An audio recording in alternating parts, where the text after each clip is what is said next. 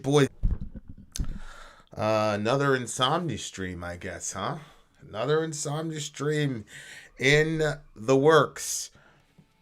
Um, as you have seen, and this is not false advertising, we are going to be discussing theistic Satanism today from a Christian standpoint, I guess.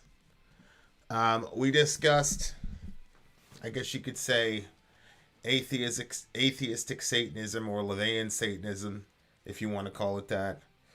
Um, and we saw how there were overlaps, some of them comical, between LaVeyan Satanism and biblical Christianity.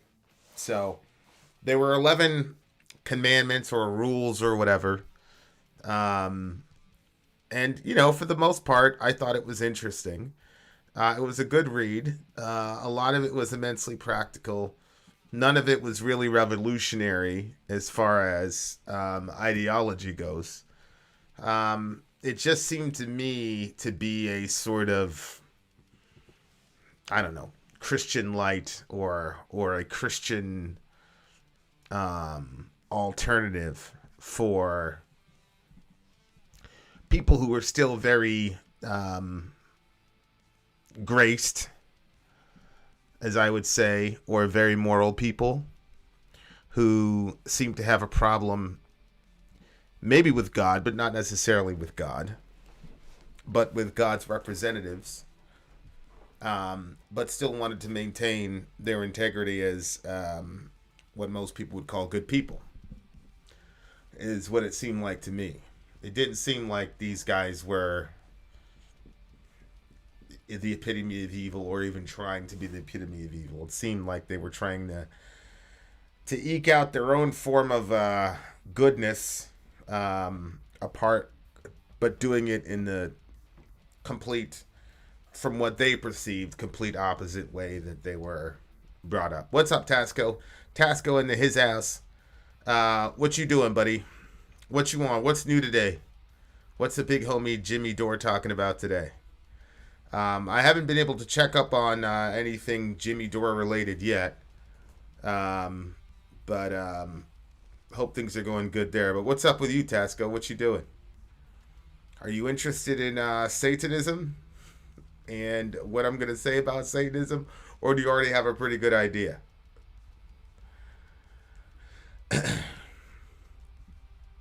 Also, you've got the most consistent icon I think I've ever seen. Most people change their icon every now and then, but yours is pretty much the same the entire time. So kudos to you to that. I tip my hat to you. For sure, for sure. Whoa, whoa, whoa. Came out of the hospital, had a heart thing. Rock and Roll Hall of Fame 2002. Who was in the Rock and Roll Hall of Fame in 2002? What did you have wrong with your heart, Tasco? Did you have like a congenital thing, or is it related to the plague that we're all dealing with in one way or the other? And are you okay? Heart stuff is nothing to mess around with at this point, given the situation that we're all in.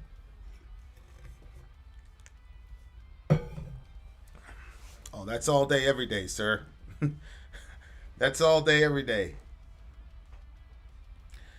Actually, funny story. I should be in Massachusetts right now. I should be in Massachusetts right now at an Evanescence concert, but well, not right now. Not an Evanescence concert.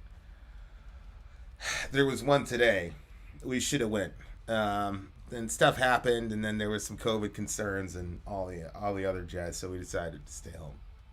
But hopefully I see my buddy, because I was supposed to see my buddy in the flesh today, but for whatever reason, there have been like 3 trips that have been canceled that I've like scheduled, paid for hotels, paid for planes, paid for cars, and literally every single one of them back to back to back to back to back has been canceled for some reason relative to COVID. pretty ridiculous. So, it is what it is. I'll probably not make any more trip plans going forward, just because maybe I'm supposed to take a hint. It's just not going to happen in the next 365 days until we... You see the hailstorm bus call on fire. No, I did not see that. I did not hear about that. Did that happen recently? Holy smokes. Just chest pain the last few days. Pretty random, should be okay. I had a bunch of tests for free. Seems all good. I'm glad you're able to have those tests for free. If you lived in the good US of A, you'd have a wonderful bill on your way. So you'd have to worry about your health and the bill, but you already knew that. But I'm glad you're in a state, you're in a country that allows you to do that. Last night, holy shit! Hey, Christina Earlymore, what's up, Christina? I was just thinking about you. I was doing some guitar drills last night or this morning. I'm not sure if I can tell the difference anymore. I was just doing some guitar drills and I was thinking about you because you were. You gave me one of my favorite, more challenging drills to do, so. Hails to you. It's good to see you. Very, very good to see you. Also, guys, this is an Ask Me Anything, so you guys can ask me anything as well as my discussion on theistic Satanism, which is going to be happening soon, inshallah.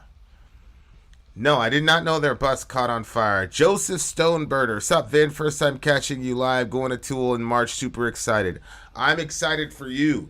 That should be a freaking experience, my man. That should be a major, major, major experience. You just woke up. Okay. All right.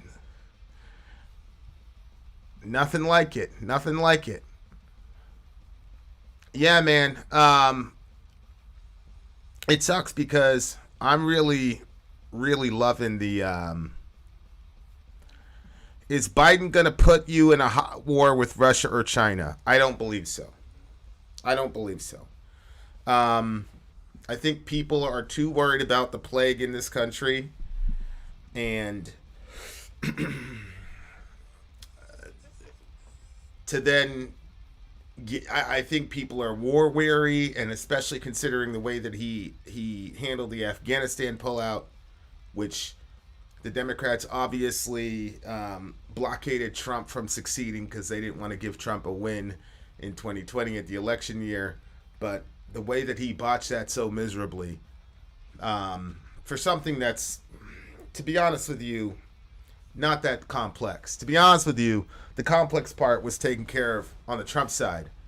The pullout should not have been that complex, and it was an absolute disaster. So I don't think that Biden has the support of anybody in America, in the sense that anybody would think that he is capable of competently bringing us into a war, particularly with China and Russia, because the propaganda angles in the U.S. media on the left wing and the right wing have made both China and Russia into these formidable mythologies that people on both sides of the aisle are terrified of. You'd have thought the way that the left wing media was talking about Russia from 2016 to 2020, that they were this sort of like infinitely... You'd have thought we were in the 60s and they were another rival superpower. And the way that the right has spoken on Germany, the Chinese, similar thing. So I do not believe that Mr. Biden will be able to get anybody to support him to go into a hot war or a cold war with either one of them. I am an atheistic Satanist. I cannot talk about theistic Satanism. You mean atheistic? What's an atheistic Satanist? I'm not trying to be funny. I just didn't know maybe if that's a category I wasn't familiar with. Can you tell us what your guitar is? Tuning, amps, strings, picks, etc. Let's learn on guitar. I'm not really very much of a guitar nerd, to be honest with you. I've got a Jackson. I don't know. I forgot the name of my amp. Um, Pretty much all my rig right now, my entire setup is literally all came from folks in the mail from the village. I got that one little piece, black number 3, that I'm working on, that I've laid down a couple licks for, but I'm in no way, shape, or form guitar or anything. Sorry, buddy.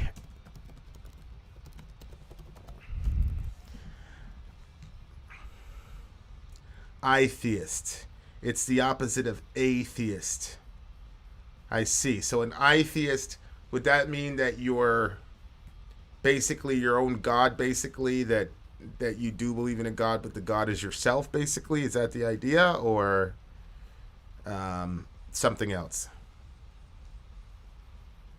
When do we get the next 15 seconds? You need an orange amp. I do think I need an orange amp. I keep hearing about orange amps. I first heard about orange amps actually from Metallica. I was reading a Metallica interview. And so that was the first time I heard about him. But yeah, there is that, and then there was Mesa Boogie. I really don't know the difference between the two as far as why one would get one over the other. But, you know, Sori and I are actually really, really considering taking the show on the road. And so I think at that point, when we actually go live for stuff, I think we would probably use we would go with orange, probably. I'm not sure. It depends. But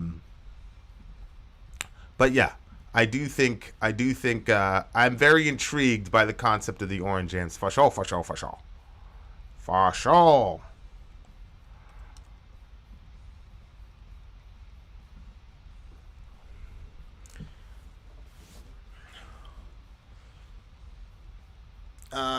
Joseph, this is something different. I'm just here to hang out. Doing an AMA, like an Ask Me Anything type thing. And then at some point, I'm going to be talking about Satanism, theistic Satanism. I'm from Russia. Russian television propaganda talks a lot about confrontation with the U.S., but those are just words and bullshit. Russia's too weak, and Putin only cares about his money. Yeah, I mean, that's my assessment of Putin as well. What's up, Delaney? That's my assessment of Putin as well. I'm not really worried about Russia. I don't think the U.S. was ever truly worried about Russia. I think that Russia was an unfortunate tool of, quote, left-wing media, or establishment media is what I'll call it, because they underestimated Trump and overestimated Hillary, and were trying to find some way to course correct the election. So now, of course, that Mr. Trump is out of office, all of a sudden most Americans don't give a damn about Russia anymore. And I don't think that I was never concerned about the Russians ever. And I think most Americans are concerned about the plague and our government's response to it.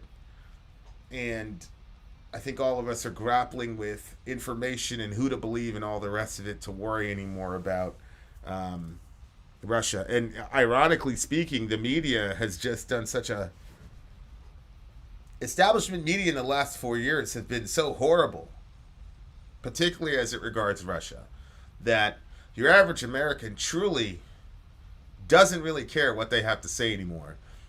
Well, they do care in that they're taking their cues from the media, in that anything that the media says, your average American is inclined to believe the opposite now. And I do think a lot of the Russia saber rattling and fiction and world building that they were doing around Russia is a residual byproduct of that. Philly Steve in the house. What's up, y'all? Insomnia Vin. Why ain't you writing metal? Where my Jimmy Dore at, bro? Hope all is well. I miss Middle America. What's up? We did do a recent. I did do a recent Middle America episode. It was on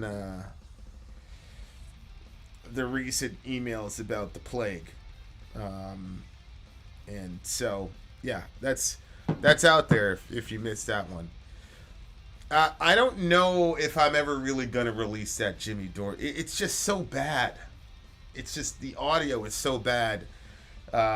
We should have done it. We should have done an audio test before. The echo is just really horrible, and a lot of it was, a lot of the information that we talked about was dated anyway. It was the dregs of the whole jihad that they had with TYT and all the rest of it. So now it's like outdated. No need to apologize, Joseph. What's up, Skull Cowboy? Good to see you. What do you say to reading the lyrics to a song instead of listening like a poet and elaborating on it would probably fall into the things that you're speaking about? It's possible. It's possible. Right now, I'm just chilling, doing an Ask Me Anything, and then I'll probably land the plane a little bit early and get back to my book. So, because the book that I'm dealing with is pretty challenging as far as the commitment to reading it. Glad you're here, Skull Cowboy. I gotta look. Like Hailstorm's bus caught on fire. Let's see. Members unharmed after tour bus catches on fire. That was 10 hours ago. Holy shite! That was the show we were going to see. We had tickets to that show. But it says the bus was burning down early in the morning. Yeah, they were in Worcester, Mass. Holy shite. Look at that. Look at that picture, guys. Hold on. I'll show you guys the picture. That was the show that we were supposed to go to. Did it get canceled? Let me see. Here you go. That's their bus. Damn. That's crazy. I'm glad nobody got hurt. Did the show get canceled, though? It was crazy. We did a interview with OTEP, and she was literally, I don't know if we mentioned this in the interview, but she was literally minutes. She was late because they had gotten into an accident, like the bus tumbled or whatever, and she shook it off and just did the interview with us. It was unbelievable. It was, and that's when we had like, I don't know, 400 subscribers or some shit. Like, she was incredible, absolutely incredible. Have you ever read any Kenneth Grant? No. I gotta say, I'm more concerned about inflation and gas prices. Heating my small home in the Midwest is a nightmare right now. Yeah. Soraya went shopping for like diapers and wipes, and my alert came on. It was $235. I'm like, what the hell? And she's like, yeah, I bought diapers, wipes, and a couple other things, and it just came out to be ridiculous because there's 8 of us here, buying dinner or whatever. But yeah, it was pretty ridiculous. Jordan Peterson doesn't preach, but I guess you might think of it as that. I love JP. Wife loves JP. I don't know if it's preaching. Sometimes when I watch Jordan, he's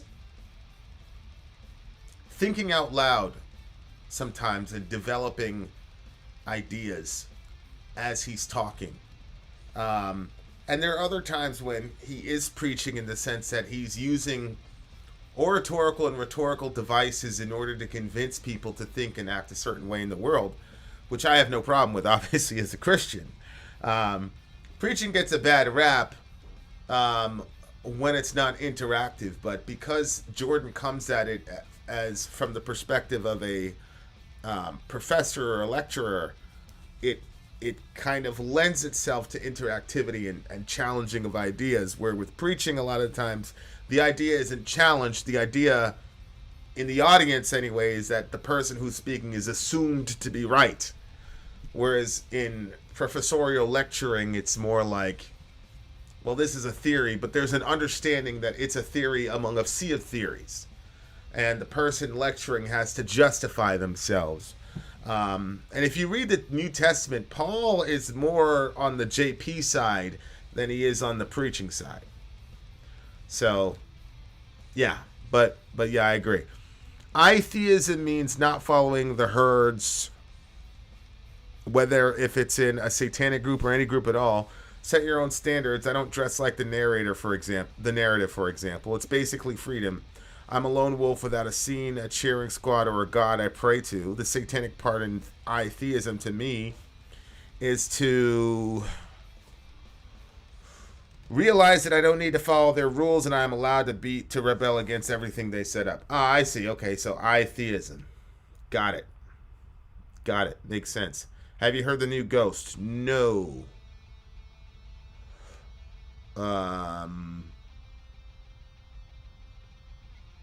Are there fees for song requests? Can I get one here? We're not doing song requests tonight. R.I.P. Meatloaf. Meatloaf died? Damn. Juan says, how bad is Satan if God made him anyway? Can you have a good without bad? Is Satan a necessity? Can there be God without Satan? Can there be a Satan without God? Good question. What you're describing, Juan, is which I'm sure you know, but for the sake of the audience, what you're describing is a philosophical idea called dualism, which is interesting because my yin yang kind of has it, that in order for good to exist, you need to have evil and vice versa. I don't believe that. I'm not a dualist. I don't even believe that evil itself carries its own ontology, meaning I don't believe that there is a force of evil out there that operates independently in the universe. What I believe is that good is primary and good is ultimate reality, and that evil is the degradation of good or the absence of good, much like that I believe that light is an ontological reality in the world and that darkness is simply the absence of light. Darkness doesn't run away when you turn the light switch on. That's not what's happening. What's happening is that light is the true essence in the world, and when you turn that on, things go back to rights. So I don't believe that evil is necessary for good. But then that brings the question, well, what's the point of Satan? And I think the point of Satan is that there are certain aspects of God's nature that he wanted to reveal to us that make Satan necessary. And so I think that is the difference. So it's a little bit of a nuanced idea, considering what I just said about dualism, but Satan is not ontologically necessary. He is necessary according to God's plan, which is not the same thing. Meatloaf was 74. Okay. I mean, that's kind of a full life. Kind of. In Philly, our home isn't insulated because gas oil was cheap 80 years ago. Our 3-bedroom home costs $500 in winter gas. Summer $60 a month. Yikes. That's horrible. That's really terrible. That's really terrible. That's why I don't preach even if I got invited by the Greater Church of Lucifer years ago. That's crazy. Yeah, but you would be pretty influential, I'm sure. I don't think Meatloaf will be going to heaven, not after the way he spoke about Gary Busey on The Apprentice. I don't know what that means, but maybe he wasn't nice to Gary Busey. I'm not sure. I love Jesus and the devil. I would smoke a joint with Jesus and shred guitar with Satan. Best of both sides. I think you could shred guitar with Jesus too, because he was the son of David, and David was almost literally a guitarist. He was a string player. Why debate or argue with others if you're secure in your own personal beliefs? Well, I don't debate or argue or exchange ideas for myself. I believe that what I believe is true, and that if I'm debating the person, that what they believe is not true, and that sometimes that false beliefs can be harmful, and I would like to influence people away from harmful ideas to good ideas. It'd be kind of like saying, why would you share your bread if you're full? I think the person who is full is the person who is most qualified or most likely to share their bread. So that's how I would answer that. I think that Satan exists and is real. He comes through in the mind and spirit, maybe, in my opinion. I would agree with that. Bat Out of Hell 2 kept me from ending it once, frankly. Wow. Can the priests who assault boys go to heaven?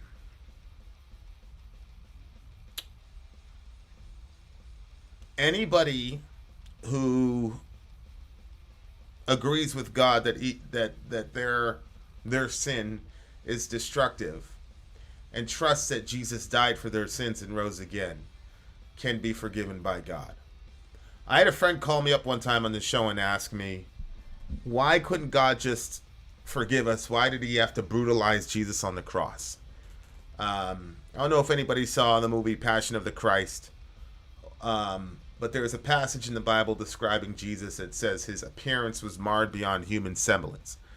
There's a Marilyn Manson song I used to listen to when I was in high school, and one of the lines was "meat in the shape of a T." It's a brutalization of how Jesus was physically ruined on the cross. And then the same passage goes on to say, "It pleased the Lord to crush him."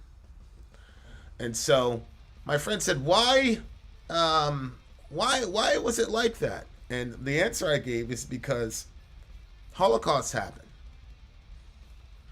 And priests do things like that to boys.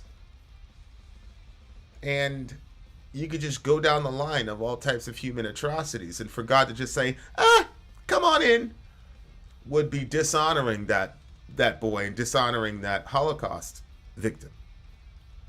It would also be dishonoring himself. When God brutalizes Jesus on the cross, he's saying, yeah, I'll forgive you, but you guys need a physical understanding of what sin actually is and what it actually does. There are lots of crucified people walking all around that we interface with every day. But because they've been psychologically crucified or emotionally crucified, we don't see it. And so when I see the brutality of the cross, and I hear Jesus' screams, and I hear his back being raked open, and see his intestines hanging out, I say, yeah, God can forgive you, but that's how ugly it is what you did. And I don't think too much about the priest. I think about the people in my life I've hurt. I think about, quite frankly, the blood that's been on my hands. And I say that that's my only hope. I'm not a fan of those people, and I hope many of them don't ask God for forgiveness. And that's just where I am with it. It's not my place to judge them, but I do. But it's not my place to change the message because I hate those people. And I do. And it's something that's one of those categories where I say, God, you're going to have to take that out of my heart because that's what's in my heart and I have no real interest in changing. Fuck those people. But at the same time, it's not my place to judge. But good question. Very, very good question. 74 is quite young. Yeah, I agree. 74 is not Betty White. Betty White, I was like, I kind of smiled. I said, you know what, Shorty? She lived a full life. And good for her. But 74 in this day and age is... I agree, a little bit young. I've never seen an example of these things being true ever. I've seen a lot of situations where open debate and dialogue has been helpful. Yeah, anytime I see Tasco's tattoo, I agree. I think it's amazing. I'd be influential, yes, but atheism isn't about influencing other people. They have to figure it out themselves. Shreds with Jesus. He was such a badass. How he suffered on the cross for the humans is just incredible. Big respect to him. Facts. What's up, Kamikaze? What's your take on annihilationism? A lot of theologians I respect are annihilationists. I don't think I believe in annihilationism. And I don't believe that the folks in the dimension that we call hell would necessarily want to be annihilated in the first place. But I can change my mind. That's on the table for me. But I'm not fully convinced that it's biblically possible.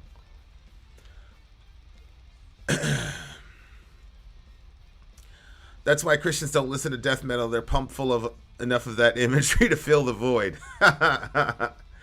Yeah, imagery is pretty crazy. Holy moly, it's late. True, Luke. It is late.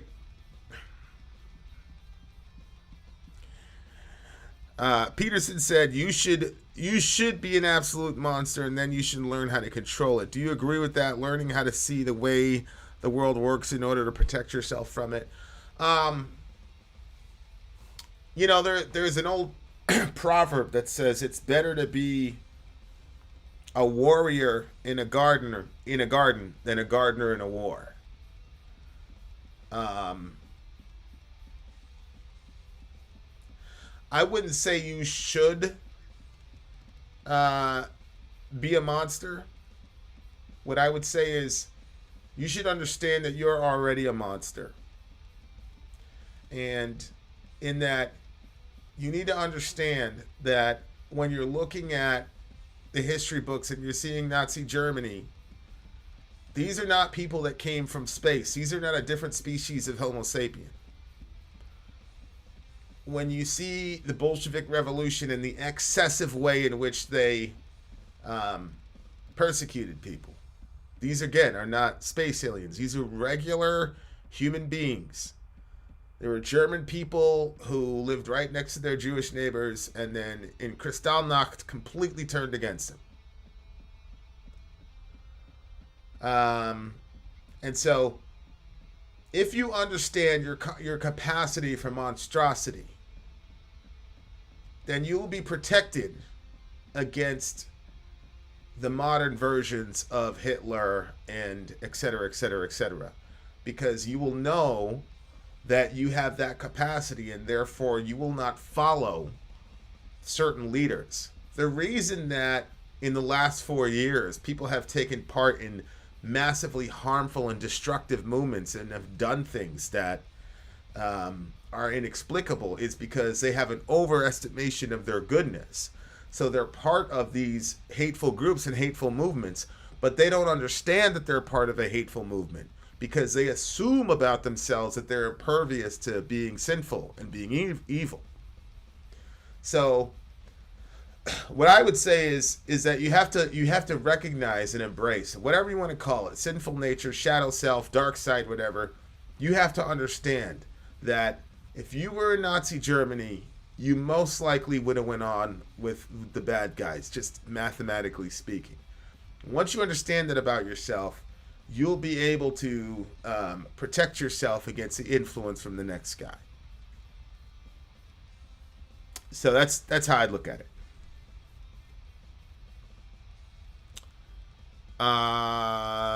Did you know Norm Macdonald was a Christian? Yes, I have heard of that. Yes. I'm more of a henotheist. I could probably be defined as a henotheist myself, for sure. What do you think about the Islamification of the UK? I think, honestly, that's less about theology and more about sociology. Look, the European Western understanding of children um, does not comport to the propagation of those ideas in those societies.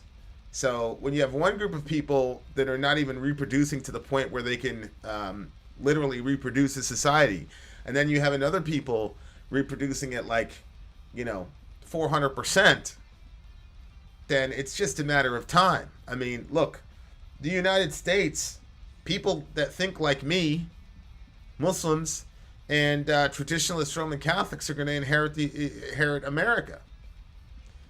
We're having 6 kids a pop. Traditionalist Catholics are having about 4.5 kids a pop. Muslims are having about 3.5 kids a pop. And regular Europeans in America are having about 1. Well, you need 2 people. So I think that that's more sociology than theology. And I just think that, at this point, it's inevitable. And there's nothing that can be done. But my grounding presupposition is that bad ideas always cannibalize themselves. So this idea that, look, life is about me and attaining as much material and capital as possible so that I can have the most fun and that kids are a burden and all the rest of it and I should have the least amount of responsibility because everything is about me, and my goals and my ambitions, and kids are just a burden, is, in my mind, when you apply that sociologically, is an ideology of death. And the good thing about it, from my vantage point, is that it will be impossible to replicate. Anybody who holds that ideology cannot replicate that ideology into the next generation by definition. And so I think this is why I say debates are important. Ideas have consequences. We've aborted 61 million babies since Roe v. Wade. And aside from the moral ramifications of that, there's also the sociological ramifications of that. Because there are whole family trees that have been lopped off and thrown into the fire. And the people that are more likely to commit that act are likely to vote a certain way. And the people who are likely to be against that act are going to produce kids that vote a certain way. It's just math. So aside from even the moral ramifications of the subject, which I really don't want to talk about tonight, there's also the sociological aspect of that, which again is if you have a culture of death, it will by definition cannibalize itself, and I think that's what's happening to a lot of the Western world. And there's not much, I think, that the folks across the pond can do about it at this point. Well, guys, thank you guys all for the questions. Is the Earth really only 6,000 years old or even 10,000 years old? Is evolution BS from your perspective? Well, the Bible doesn't say the Earth is 6,000 or 10,000 years old. It doesn't give a date because the original audience of the Bible didn't care about the date. I'm pretty sure the universe is about 13.77 billion years old, and the Earth is, I think, 4 billion years old or something like that. So no, I hold to the maxim that all truth is God's truth, and that Christians should never be afraid of the truth, and that Genesis was never intended to be written as a science book. Genesis was written to answer socio-theological questions about the people of Israel, where they were in the world, where they stood in the world, what God they were to worship, etc. Had nothing to do with trying to answer geocentrism versus heliocentrism or any of that stuff. Where is Sori? Sori is in the dream world. Funny, considering the implication of the phrase mowing the grass, some people seem to enjoy being gardeners in war.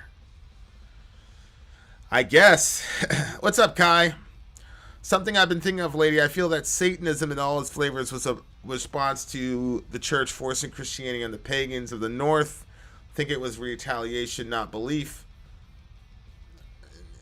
I mean, look, Anton LaVey was an American. So this is a rather, the Satanic Bible, et cetera, et cetera. These are rather new phenomena, so I wouldn't say that per se. What do you mean protected? Even if we become knowledgeable to it, how do you protect your own home? I know we're human, but if we can sympathize where the sin is coming from. I mean, the Earth is 4.6 billion years old. I personally believe there is a chance the way time was described in the Bible, specifically in Genesis, is not the way that we understand time today. Satanism is militant atheism. I don't know. I don't know that many of the Satanists that I've met are actually that militant. So I don't want to characterize them that way. I think it's a mindset. Being a monster is good, but realizing it is releasing it uncontrolled is harmful. A lion's king of the jungle, even if he isn't the fastest, the strongest, or has the most followers. A lion is still king of the jungle, even being outnumbered by a pack of hyenas because of his mindset. If a lion walks up and sees an elephant, he thinks lunch. An elephant thinks run. If you got that mindset, you could adapt to any situation to protect your pack. I think that's true to a degree. My family is Catholic and I have 3 brothers. Exactly. What did I say? The Catholics had 4 kids, right?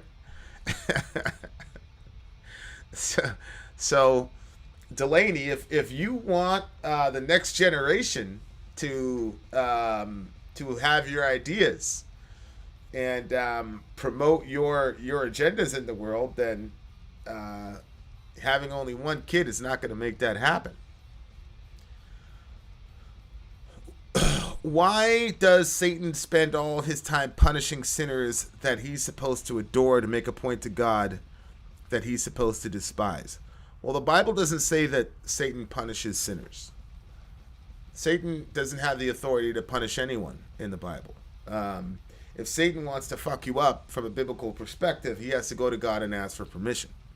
So I think those are good questions, but the premise is a bit off. And I can only speak from a biblical perspective because I don't know.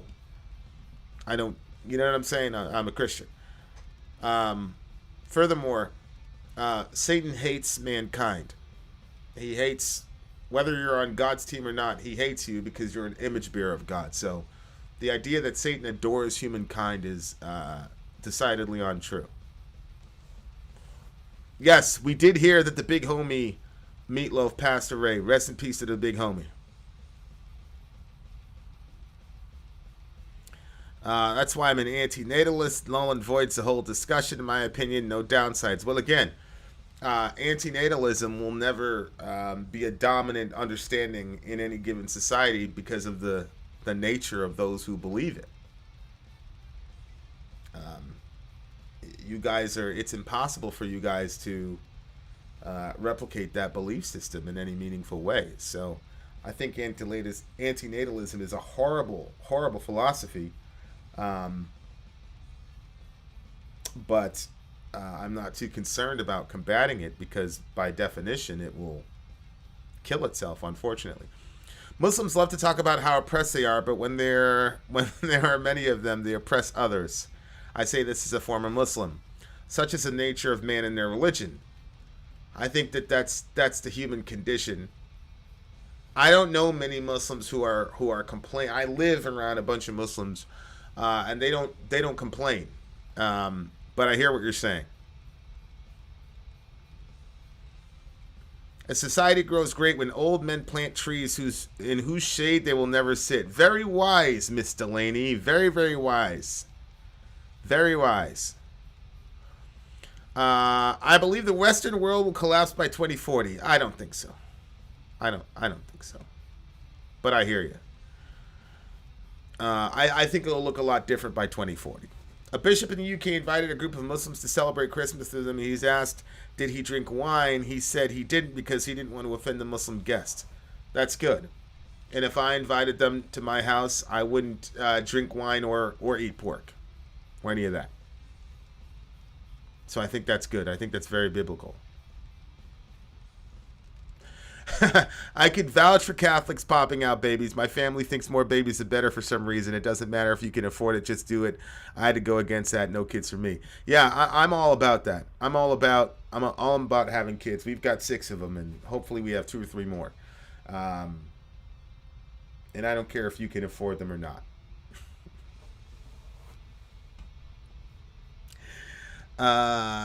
There's a joke about God creating the earth. He used a salt shaker and said some trees. Then he used another salt shaker and said some people. Then he took the last salt shaker and said a few assholes. But the top of the salt shaker broke away.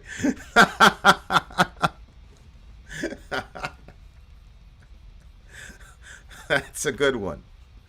That's a very good one. I can't have kids, so I write books. That's cool. You're still culture building. You're still culture building. Militant atheism is something I've never heard Satanism described as. That's an interesting way of viewing it. Vin, have you heard something about the Order of Nine Angles? I have not. I have not. There were over 1,000 arson attacks on churches in France in 2018 alone. Well, that's good. That's good because Jesus said that that's what would happen. And I'm always happy when the church is being persecuted instead of being the persecutor. So definitely having your church burned is a horrible, traumatic situation to happen. But that's a good thing because Jesus said we should rejoice when that happens.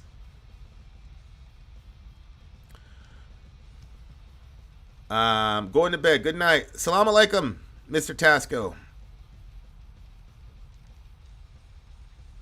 Thomas Jefferson was a violent motherfucker. Did he duel people in the White House lawn? I'm not sure. It wouldn't surprise me. How do we get from the narrow path and Jesus saying that not many find the way to the multitudes found with Christ in Revelation? I understand he's talking to an unbelieving generation.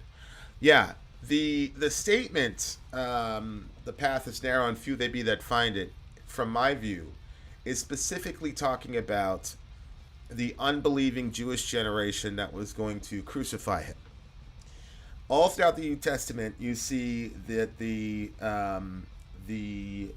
Christ and the apostles were pessimistic when it came to that specific Jewish generation, but they were optimistic when they thought about the world outside of that generation. So Matthew 7 talks about few there be that find it. But if you look at Matthew 8, you see something really, really cool. So check this out. The centurion shows up to Jesus and says, hey, can you heal my friend? Jesus says, yeah, I'll go to his house. And the guy says, nah, you don't have to do that. And Jesus goes, whoa. And he said, when Jesus heard this, he marveled and said to those, truly I tell you, I have not found anyone in Israel with such great faith. And then he says, I say to you that many will come from east and west to share the banquet with Abraham, Isaac, and Jacob in the kingdom of heaven. But the sons of the kingdom will be cast out into outer darkness, where there will be weeping and gnashing of teeth. So clearly there, Jesus is saying the sons of the kingdom would be, the Israelites, right? And that would be the Israelites of his generation. So he's saying many people are going to come, actually. So the people that the pessimistic passages in the New Testament are restricted for was that specific generation, that specific group of people. So that's how I'd reconcile the two.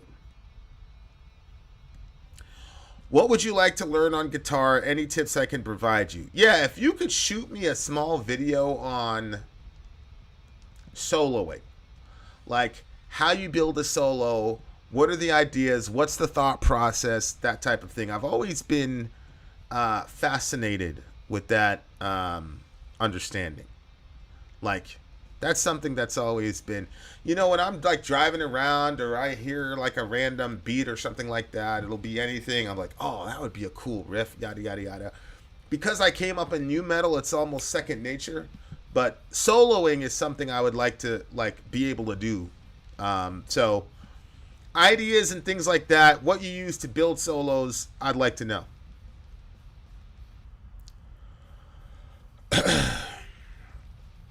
I think that if you're in your own home, then it's okay to do that. But if you're in their home, then you shouldn't.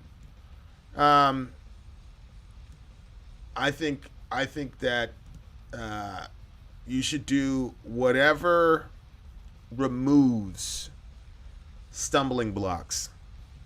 So, I don't believe that my home is really my home. My home is on loan. from God. So I don't, you know, somebody comes into my house, my house is their house type of situation. I have not looked into Hegel's phenomenon yet. When I was in Catholic school, they made me eat soap, and I spent a good part of a year in a closet in the main office. Horrible. Horrible. There were 32 arson attacks in France in 2018. Still bad, but not as bad as you quoted. I had ADHD. Horrible. The older of the 9 angles are apparently based near to where I live. I want to prevent unnecessary suffering by procreating just because society tells me I should. I don't want to guarantee pain, stress, and death for someone who doesn't consent. We don't have to. Yeah, again, that's assuming that the ultimate good would be to avoid all suffering. And I think that that's a faulty premise. I go to the gym every day to suffer. Tell the guys who win the Super Bowl, tell a mom who's just had a child that the ultimate goal of life is to avoid suffering.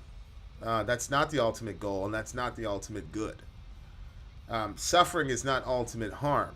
So because I have a presupposition as to what ultimate harm is, I think antinatalism is a horrific idea. But again, it's not something I spend a lot of time trying to destroy, because it destroys itself by its very nature.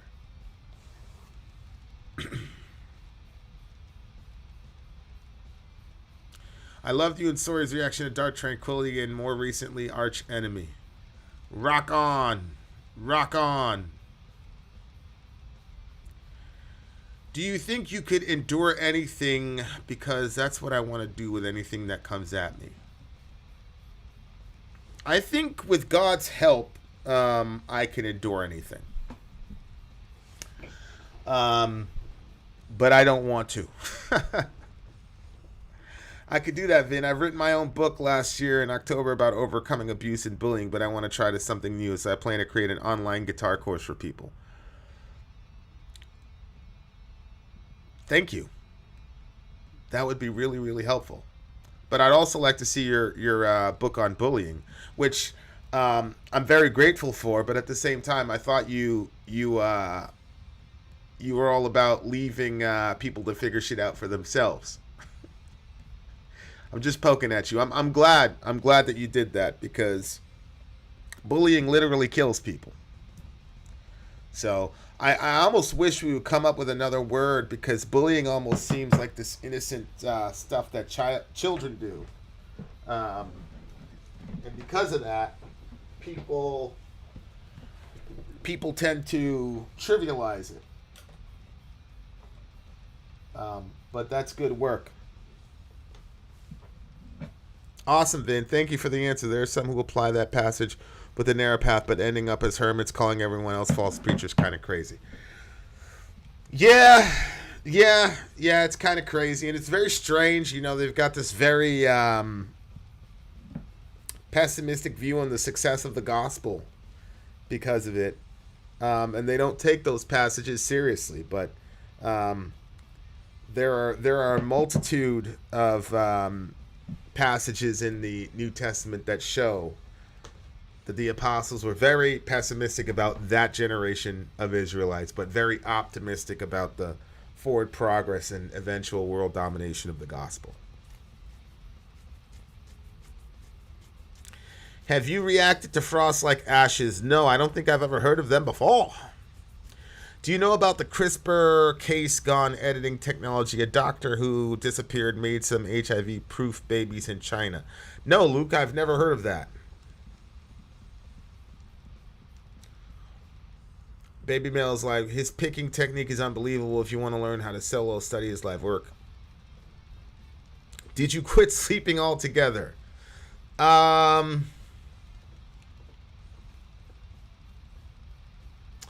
don't think I have. I'm going to see a doctor tomorrow or later on today, so we'll see. I haven't given up on sleeping, but I've got this, I don't want to say obsession, but I'm like, well, if you're not going to sleep, you should be productive. So, that's kind of where I'm at with it at this point. Y'all know what I'm saying? You know what I'm saying?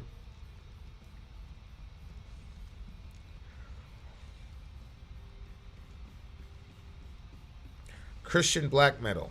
Interesting stuff. Interesting stuff. Yeah. I love black metal, and Christian black metal, I think, makes perfect sense when I think about it. You know what I'm saying? Makes a hell of a lot of sense.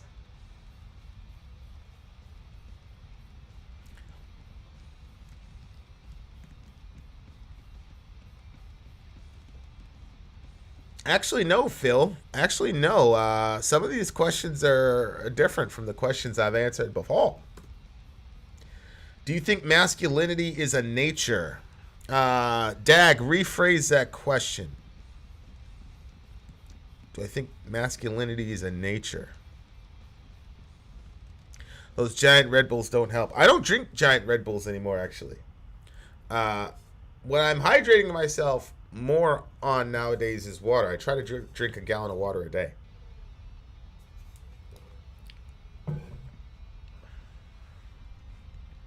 What's your take on John Lennox and Alvin? John Lennox, brilliant dude. I saw him debate the. He does very, very well in debates, and that's pretty much the most I'll say about that. Bullying a child is the equivalent of a normie going to state prison. We all identify with the accountant going upstate with hardened assaulters, extortionists, yet tell kids stop being a punk. Yeah, I agree. I agree. It's one of the 8 trillion reasons I don't send my kids to public school. People ask me, "Oh, what about socialization?"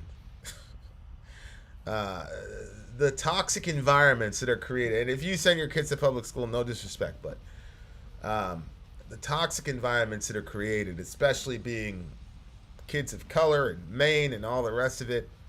Yeah, I couldn't imagine putting my kids in that environment. The other thing is that the genius of all my kids. I've got a daughter that literally wrote a full-length book. I'm talking hundreds of pages and thousands of word per chapter. And now she's writing on a screenplay adaptation of that. Right? She spends all day doing that. I've got another son who's the CEO of our second small business line of business and has stood up his own small business. I've got another kid who's a day trader. I've got another one that's into culinary arts. All of that would be taken from them if I put them in a public school context. And a lot of that would have to do not only with the educational programming, but the social programming. Because not a lot of 16-year-olds are into reading the S&P, but Dorian is. And that's not something that would be encouraged. He'd be bullied for it. And so, yeah, bullying is a real horrible thing. And the insensitivity we have to kids who are being bullied because we were bullied is insane to me. Is really, really insane to me. I grew up being bullied, stood up to them, and now I don't give a fuck what people say. Gotta say having good parents helped. Yeah. Yeah, I agree. My mom, I came here from Jamaica, went to school, first day, kids called us nigger. I went home, I said, "Mom, what's a nigger?" She said, "Oh, that's what these white boys say to you when they're scared of you. Next time, hit them in the mouth." And that defined for me how to interface with that word. That word has never, ever affected me that way. Ever. But that's because of my mother. You know what I'm saying? So, yeah, I agree with you. I agree with you for sure. Have you ever measured your IQ? No. No, I'm not very curious about it. I think that I'm very good at talking, and I read a lot, but I'm not necessarily certain that makes a person that intelligent. Being a kid in public school was hard to me. They abused me for 2 years in the handicraft class, and the bullies in the grades way up. Pure horror. Yeah, I mean, especially now with social media, I don't know how these kids make it out. My sister, she came up to visit me one time, and she was the sweetest. She was exactly like Zoe, almost exactly. Sweetest girl ever. A couple years later, my dad called me up, and at this point, my dad and I weren't talking. Like, I hadn't spoken to him in like literally a decade. He called me up. He goes, you have to talk to your sister. So what do I need to talk to my sister about? You just get on the phone, talk to your sister. My sister Catherine was about to get indicted. I said, what the fuck? I guess some girl was talking shit about her. And, you know, my dad's like, you're the only one she'll listen to. You're the only one she'll listen to. You're the only one she can relate to. Some girl was talking shit about her. Put all types of craziness on Facebook about her. And my sister said, when I see you, I'm going to see you. Well, she saw this girl. This girl opened her mouth. My sister took up a desk. A desk. My sister is 16 at this point. A desk.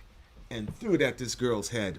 Barely missing her. The foot of the desk caught the girl, clipped her.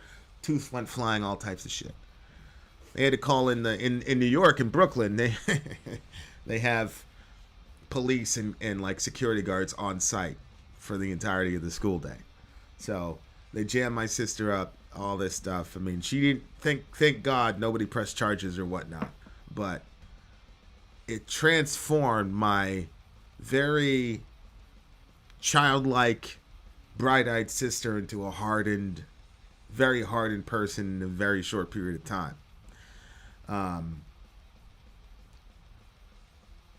The social media aspect of the bullying now is unbelievable. I don't know how any of these kids make it out of school. I don't know how any of them make it out alive. It's unbelievable to me. I literally always end up in trouble if I defend myself from bullies. Right.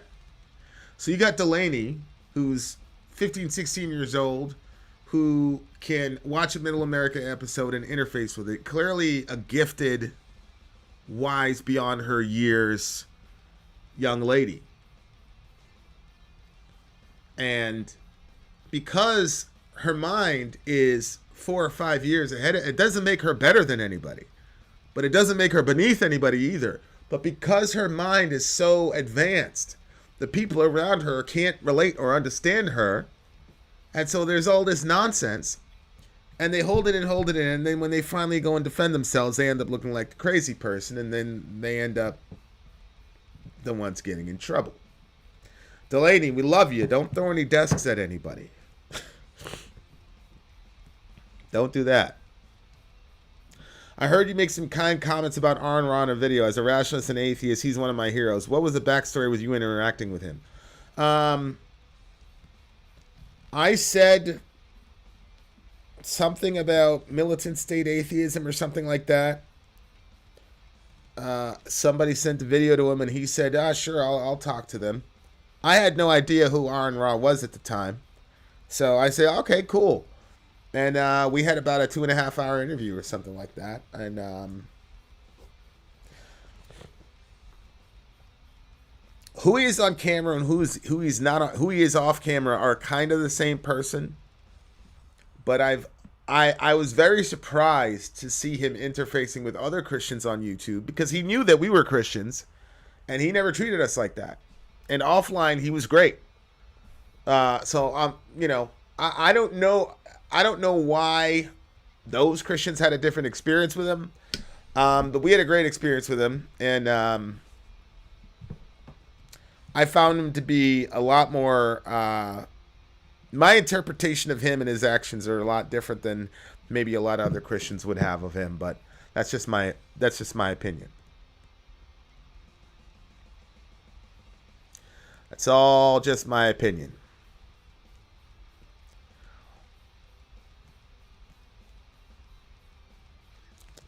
I mean, as in the natural tendencies of men, as in they're naturally more aggressive and tied to protect more traditional norms of the family order. Yeah, yeah. I mean, I believe in traditional gender roles. My sons are taught to be protectors. We roll around the floor. We do jujitsu. Um, you know, my boys. We get hit in the face. We go at it. Um, they're taught that, and the girls are not taught to be waifs, but the girls are taught to have expectations of what kind of guy is worthy of them and what kind of guy isn't.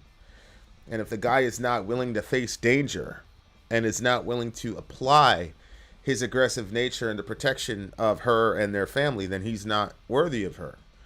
And I don't mean that the guy's got to be some, top tier martial artist or a tough guy. All I mean is, if you're asleep and something goes bump in the night, and you're the man, you better be the one that's going down there to confront that issue, whether you're a black belt or not. And if the guy doesn't have that kind of disposition, then I don't want that. I teach my daughters that that's not the guy for you. Now, my daughters also learn martial arts, and they can get busy, and they can get rowdy, and they're rough themselves. But at the same time, my daughters are taught a different track. In our family business, at times when Sawyer and I are recording, the kids are they need help, and the girls generally take point on that, and the boys take point on other things. So yeah, I absolutely believe in that, and I think that that's in the main the nature of the world in general. My philosophy on life is it's got to be practical and reasonable, and shit that you need to apply on a Tuesday, that you should be able to apply on a Tuesday. And if you can't, it doesn't work for me. There were 86 stillbirths in Canada in 6 months when they usually have 5 or 6. The mothers were all labeled jabbed with the COVID vaccine. I'd have to see the data on that. What should white kids do that get bullied by kids of a different color? I feel they should take the abuse as it turned out badly if they defended themselves.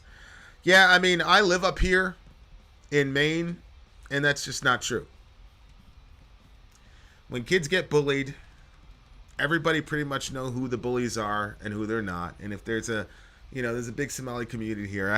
One of my Somali friends, he kept begging me, Vinny, teach me how to fight. His nickname was Jeezy. I said, why do you want to fight so bad, Jeezy? He's like, I got to fight with this white kid, and I lost. And I said, well, what happened? What did he do to you? He's like, I cut in front of him in line. I said, good for you. That's what you get. I ain't going to teach you to fight nothing. Nothing happened to the kid. So I understand there's that perception, but, I haven't seen it up here. Basically, the only man in my family that hasn't killed anyone. Good. Keep it that way.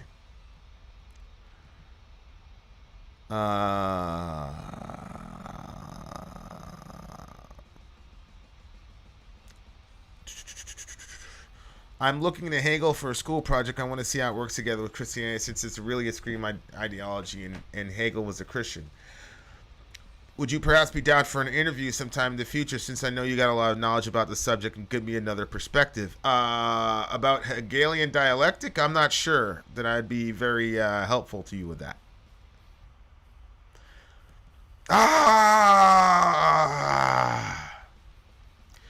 Why is the N-word okay in any context, dude? Lately, even when I hear it in rap, I don't understand why it's okay.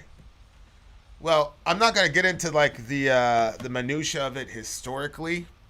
But words only mean what people pour into them. And so there's a lot of social jujitsu. Now, there are technical papers that you can read on this that I've read. But basically what I call it is social jujitsu, where you take a terminology that's supposed to be an insult and you turn it around within your community and use it as a term of affection, and then you gate that terminology to outsiders, thereby basically taking the venom out of the word. The funny thing is that Christian was originally a term of derision, and we said, "Oh, okay, we'll take that," and you've seen what's happened there. The difference is that we didn't gate the terminology; everybody could call us that, but there you go.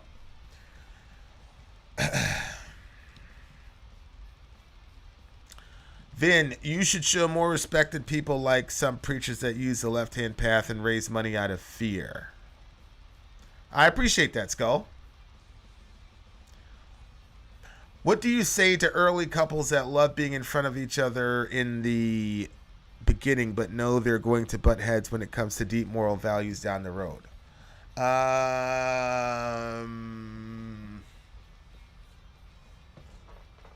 Me personally, that would be a deal breaker.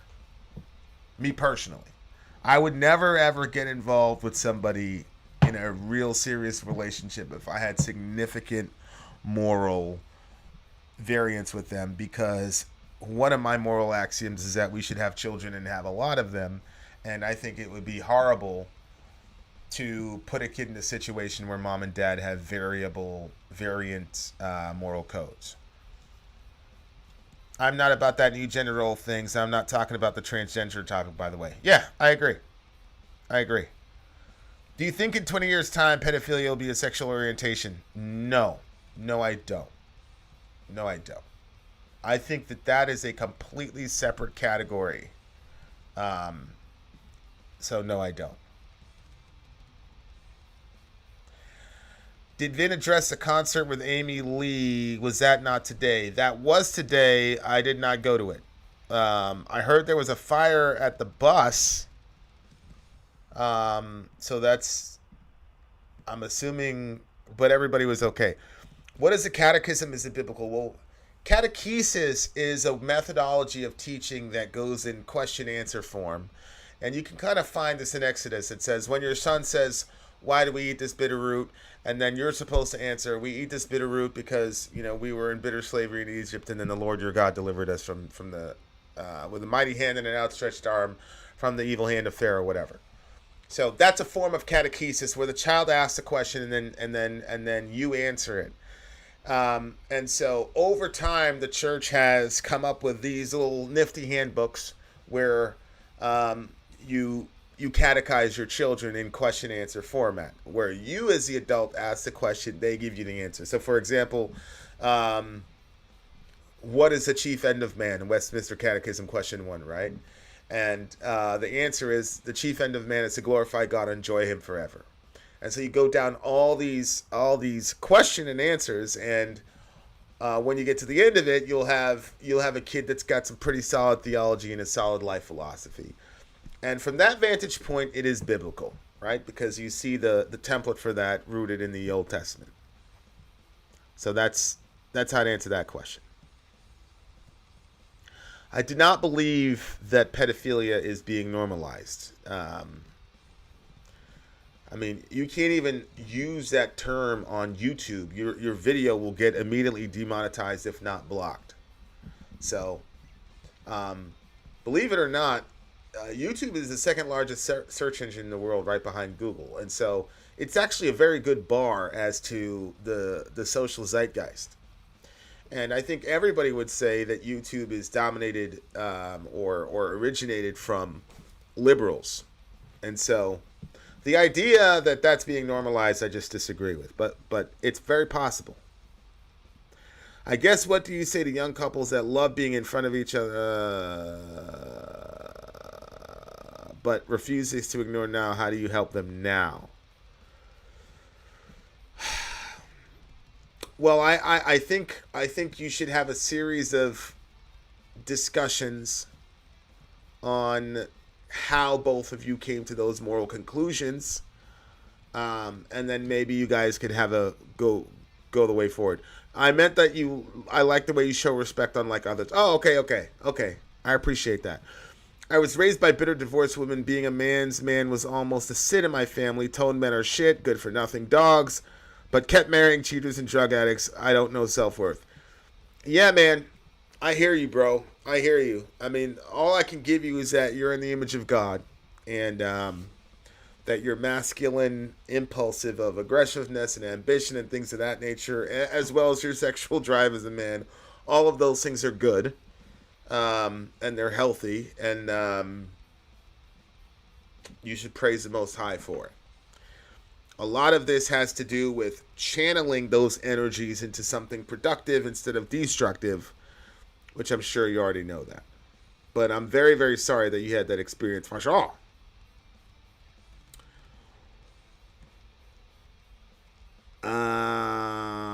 I even struggle with gender dysphoria because of it, but I know I'm a man and like being a man and whatever role comes with it. Yeah, no, I can completely understand that, and I understand why your mom was like that as well. I completely understand that as well, based on what you said that they experienced in their lives. I will get out of bed now. It's 10:30 in Germany. We'll shoot your video on soloing later. I'll also shoot you a link to my book to check out. Is Facebook Messenger okay? Absolutely. For sure. I mean, you have a lot of knowledge on Christianity. I can introduce you to some of the suppositions and see how that would justify with those within Christianity or not. I am very, very interested in that. vidinstory@gmail.com. I'd love to do an interview for you for sure. Do you think the N-word meaning is changing? I walk down any Brooklyn street and see all kinds of kids calling each other that word, and sometimes there are no black kids in the group. I mean, like I said, I'm not a literary essentialist. I mean, words... It's funny. Soria and I were we were watching Hamlet.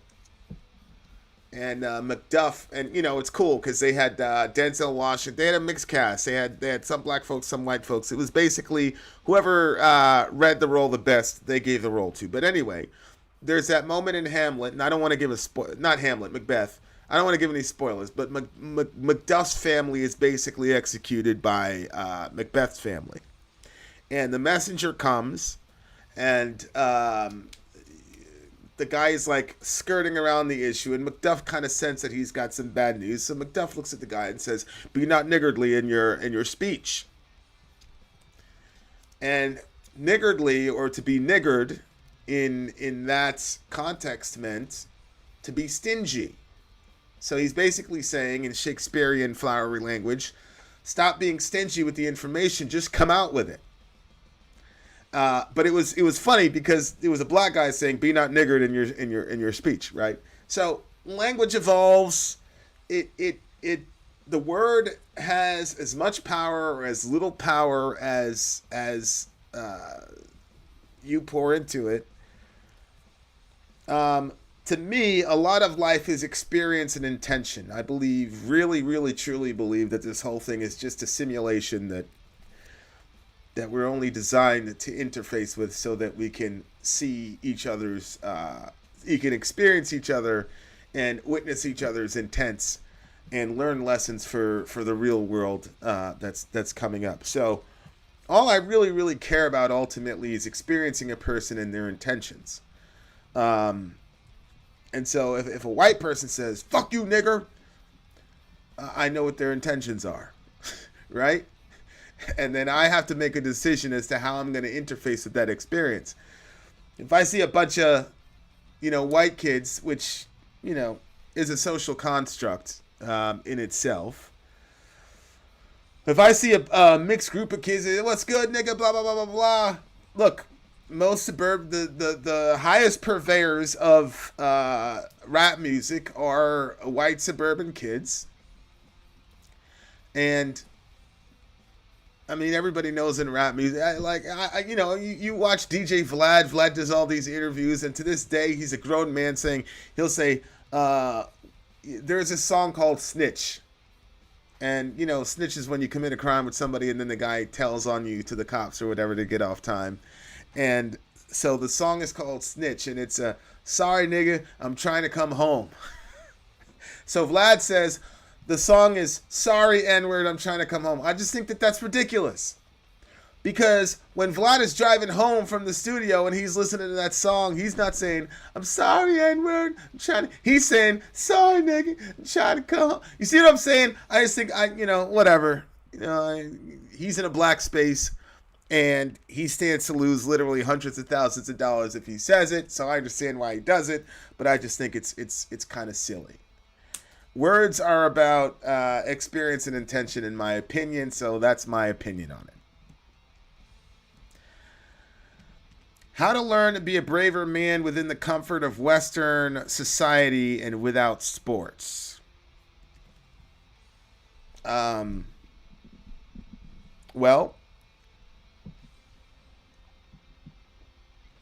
you have to understand that God put you in the Western world. And so you have to define bravery based on the context that God puts you in. You cannot compare the bravery that you have to the bravery that a person in Islamic Saudi Arabia or Syria would have to have. You know, there's a parable of the talents, and some people get 2 talents, some people get 5 talents. The issue is bravery is being the man that God called you to be in any and every situation, because there are going to be times when you're tempted not to say anything. Like, for example, I know that we would have certain friends of this channel or whatever if I kept quiet about abortion, right? But I think it would be cowardly of me to keep quiet about abortion, even if it would. And I'm not just talking about losing subscribers or whatever. I'm also talking about hurting people that I love, because that's another form of cowardice. I don't want to say this thing to you because I genuinely love you and I don't want to see the pain on your face, right? So the point is, bravery just has to do with being the man that called you to be and not compromising with your culture. And if God put you in the Western world, he didn't do that on accident. You just do what you're supposed to do. And leave it at that.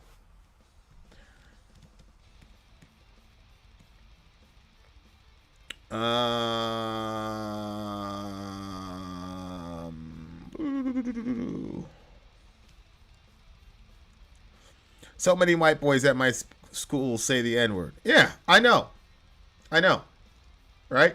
But if they're around a gang of dudes, right?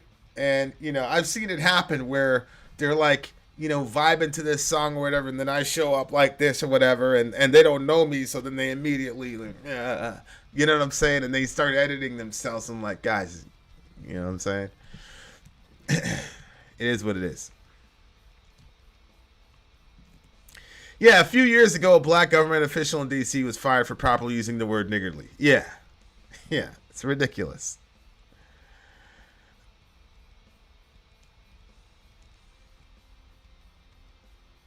Glad that I got to witness Vin in this experience, context and truth. Appreciate you, Joseph. Appreciate you, man.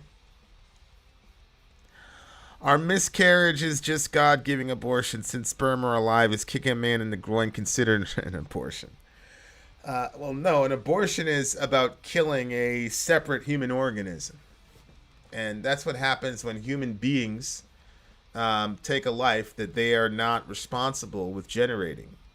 Since God is the author of life, it would be illogical to say that a miscarriage is an abortion. It's rightly called an act of God, because a miscarriage is God taking a child to himself. Since we are not the authors or sustainers of life, we don't have the right to do that. Control of language is thought control. I agree. Which is why the balance between free speech is so important, because the other side of that is false speech is also a form of thought control, and disinformation and misinformation purposely done is also a form of thought control. And so, should we allow people to purposely dispense disinformation and misinformation? Because that's a form of thought control.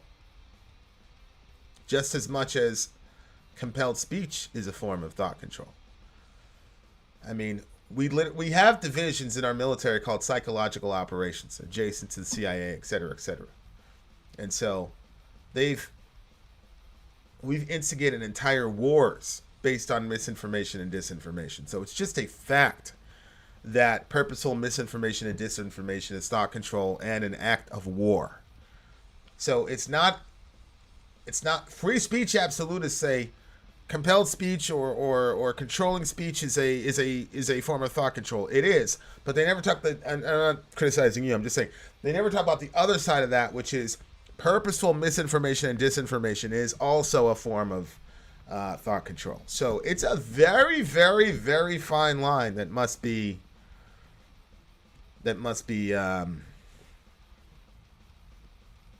drawn there. Where in the Bible does it speak about abortion or birth control? Well, in the Bible, it says, you shall do no murder. So that's where it speaks about abortion. Birth control, the Bible is essentially silent on that. There's a man in the Bible named Onan who practiced a form of birth control. And a lot of Christians say, see, God hates birth control. But I don't think that was the problem. The problem was that he was basically sexually exploiting a woman who was completely defenseless. And once he did that, God killed him. God did not kill the man once he masturbated. He didn't kill the guy for spilling the seed on the ground. He killed the guy after the guy sexually exploited the woman. Once he did that, God said, you're finished. So the point of the Onan story is not God hates birth control. The point of the Onan story is that if you keep sexually exploiting young women, it might happen that God kills you. That's the point of that story. But of course, interpreters of the Bible, who are mostly men, are not going to go out and publish that version of the events for obvious reasons. For obvious reasons. I'm in New Zealand and my cousin was talking about how nigga is hurtful, and I said it's contextual. The culture is different here. All the brownies say it, but it's usually a greeting or ad libs. Context matters. Yeah. And again, language only has, look, words are literally just made up syllables that we're using with our lips and teeth and tongue. Like literally that's what it is.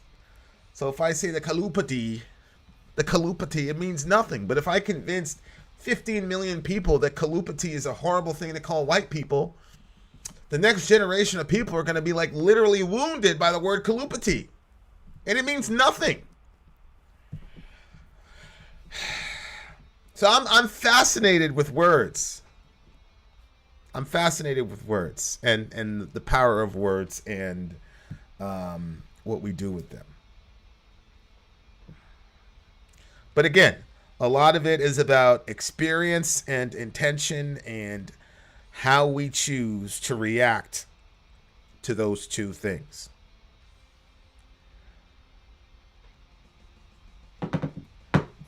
It probably has its roots, Delaney, in the original meaning for it, which is stingy. And you know, I have no idea.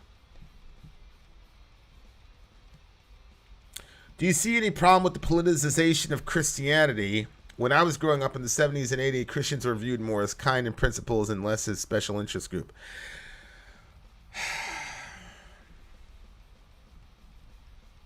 You know, there's a very graphic word picture in the book of Revelation. It's the whore, and she rides the beast.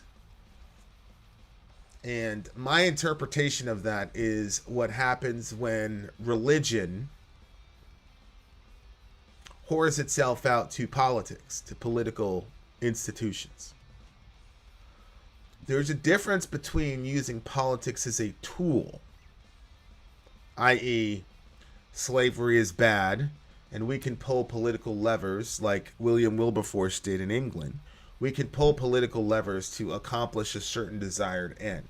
There's a difference between that and, let's say, what the Christian right did with Donald Trump from 2016 to 2020.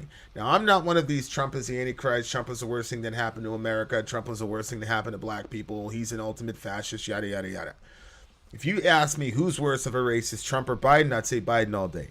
Who's more fascistic, Trump or Biden? I'd say Biden all day. It's not even close. Who's worse for black people? I'd say Biden all day. It's not even close. So I'm not saying that. What I am saying, though, is that the way the evangelical right got in bed with Donald Trump was absolutely horrible and injurious to the cause of Christ and the gospel. Not only in America, but I think in 4 years, the evangelical church in America completely severed the millennial wing, almost completely severed the millennial wing of the church. Now, you're saying in the 70s and 80s, your perception of Christians were that they were nice people and all that. But even you had Billy Graham in with Richard Nixon, and, tapes got leaked. He's talking about the Jews and, how horrible the Jews are and all this other stuff. It's never good when Christians are indiscernible from the government in that regard. It always turns the faithful bride of Christ into a whore. Almost every single time. So pulling political levers to accomplish certain ends, like William Wilberforce did to end slavery, great. But completely whoring yourself out and completely compromising your principles to obtain political power, like what we saw in 2016, is absolutely horrible. Absolutely horrible.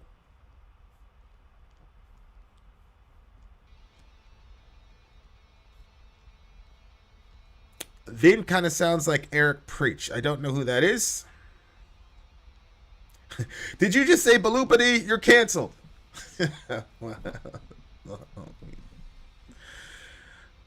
Have you seen the movie or read the book, The Case for Christ? Yes, I have. Yes, I have. Millennials and generations after them. Yeah. Yeah. How is Biden going to go so hard against drug addicts, but baby his son Hunter and sweep all his transgressions under the rug? I don't even understand this. I mean, I felt like the whole war on drugs thing, I thought all of us kind of came to the conclusion that was done now.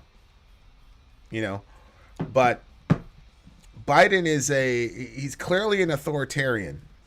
And he clearly doesn't believe that people that do drugs or whatever are capable individuals or whatever.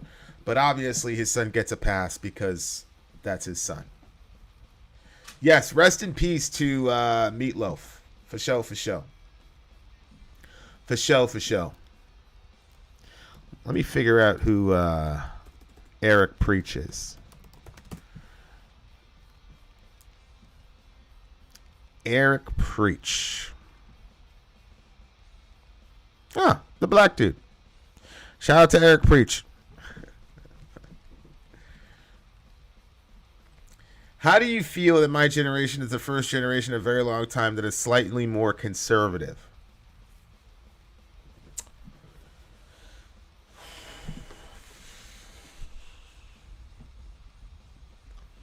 I hope that Zillennial conservatives learn the lessons from boomer conservatives about what happens when you get power. Because I do believe birth rates, et cetera, that y'all are going to get political power again.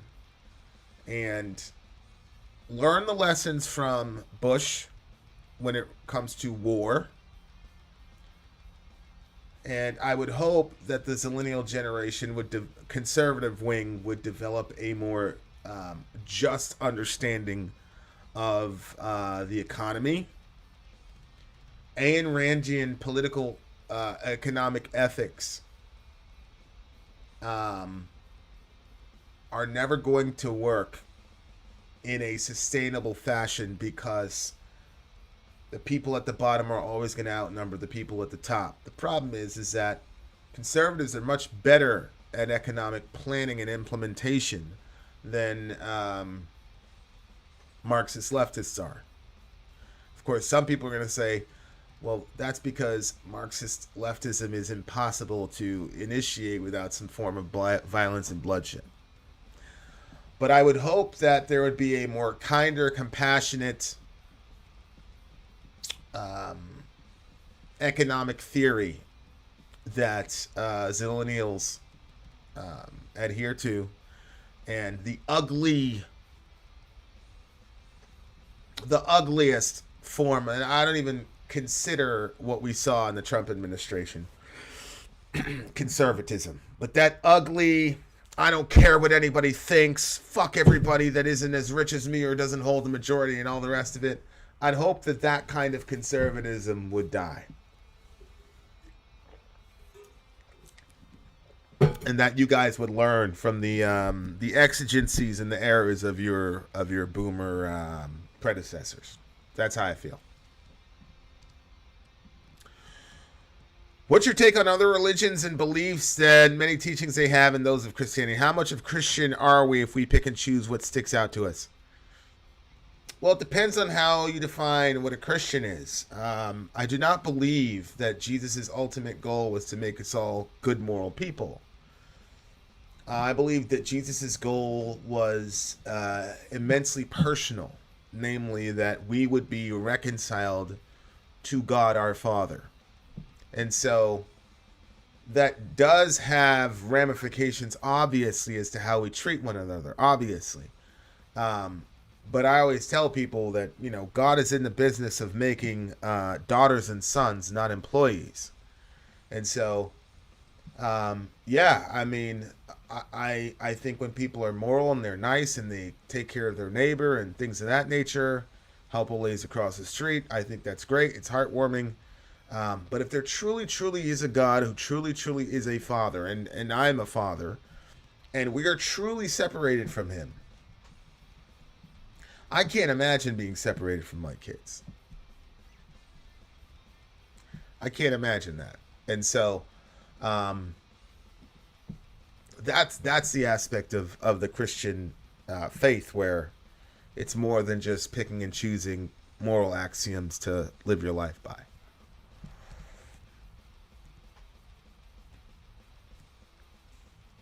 The Great Reset, you will own nothing and be happy. Yeah, yeah. I just think that that's an alarmist take from people who are who have not familiarized themselves with the other point of view.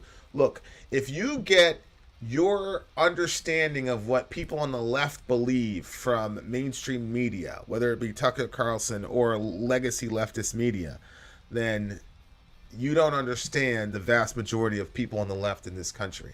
And my thing is, hey man, let's just try to understand each other. If I'm defining a person's position who's opposite me, I should be able to define it in such a way that they would say, yeah, that's what I believe. And if I can't, then I need to do more reading. That's how I feel about it. I saw you did a video on Judas by Fozzy. That is important to speak. But another that is important to speak on would be drinking with Jesus. Huh. Interesting. Very, very interesting. Jambi in the house. We may not be... Hey, Perk is in the house. Shout out to Perk. We may not be 80s conservative, but it's been reported that we have more of a lean conservative than the most recent generations. Well, I mean, honestly, Delaney, I think you're going to be... you're going to be a major player. God's clearly cut you out for something, whether you believe it or not. Clearly. You're clearly gifted. You're clearly wise beyond your age. Unbelievable mind. So, you know, I'm going to be watching you and cheering you from the rafters, and hopefully we'll be there to support you 100%, whatever it is you're going to do over there in the world. For sure, for sure. It'd be nice if American conservatism would move towards something more like European Christian democracy But I'm also a bit pessimistic about American conservative ever producing anything like that. I don't know, bro. I don't know. Like I said, we got Delaney's in the world. We got, what's good, XPM?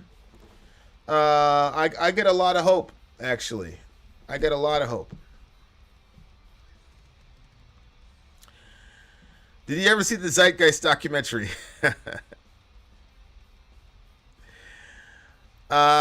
Yeah, the Zeitgeist documentary was pretty easily debunked. The Zeitgeist documentary was actually debunked before it was shot, but I thought it was very well produced. And I think I had a famous atheist on a radio show that I was on about 6-7 years ago, and he brought up some of the Zeitgeist stuff, and I stopped him. You'd recognize his name if I told you. I stopped him. I said, don't say that. Don't say that stuff. He said, why not? And I said, well, and I explained it to him. So we just quickly moved to another subject. But yeah, I'm a fan of the Zeitgeist thing.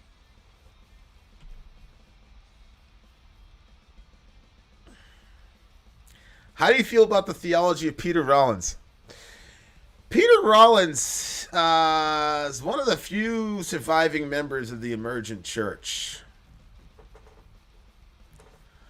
Me and Sori really enjoyed his retelling of the parables. He's a compelling character. Obviously, don't agree with everything he says, but I've got a very generous understanding of what orthodoxy is, or what gets you in. I'm not willing to kick the brother out of the kingdom or anything like that. The Bible only uses the word religion 5 times and all in the negative light. Well, that's not true. James says, true religion which God desires is to care for orphans and widows in their distress, etc., etc., etc. So there's true religion, and then there's false religion. There's true light and there's false light. There's even a true Christ and a false Christ. There's a true gospel and a false gospel. So it's not true that the Bible only uses the word religion in a negative light.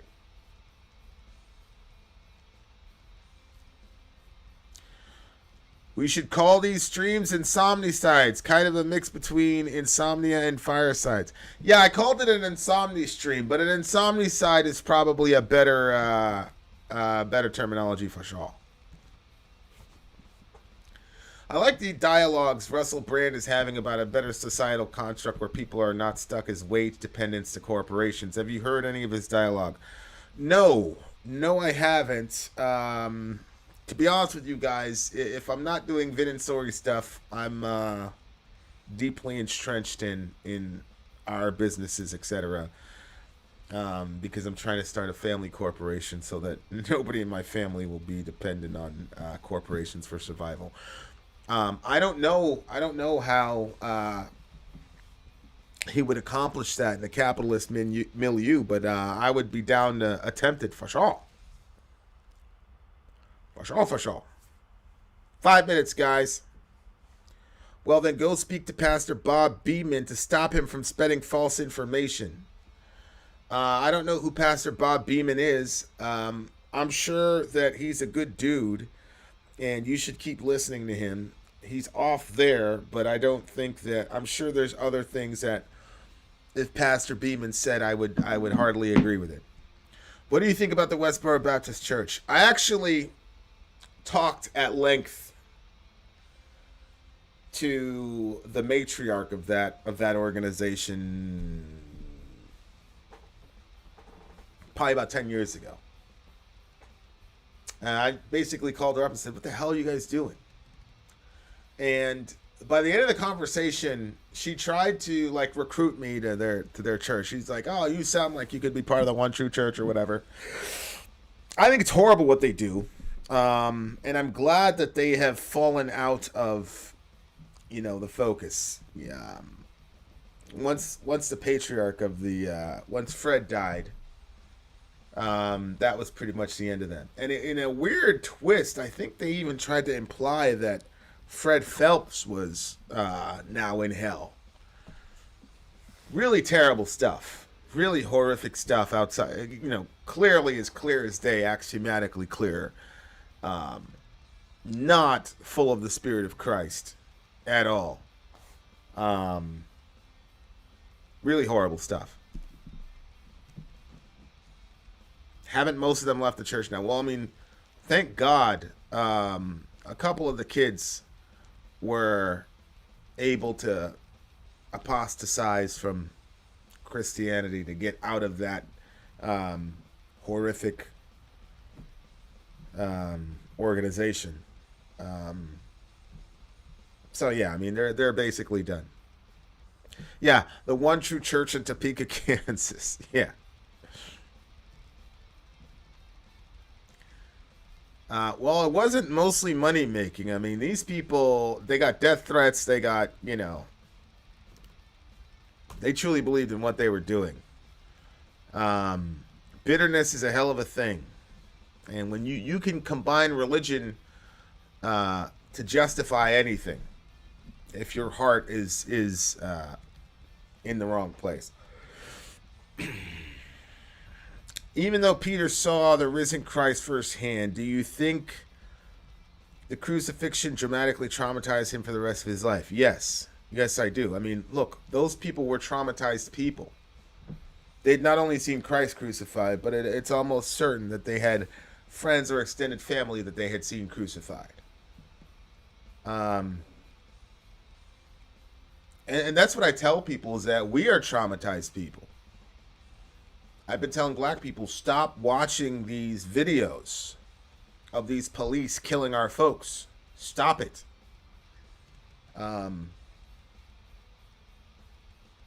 It's not good to look at. And it's one of the reasons why I stopped doing Middle America. You had the Rittenhouse trial. You had the Arbery trial. I've never seen the Arbery video. And I'm never going to see it. It just... Yeah, they were traumatized people for sure.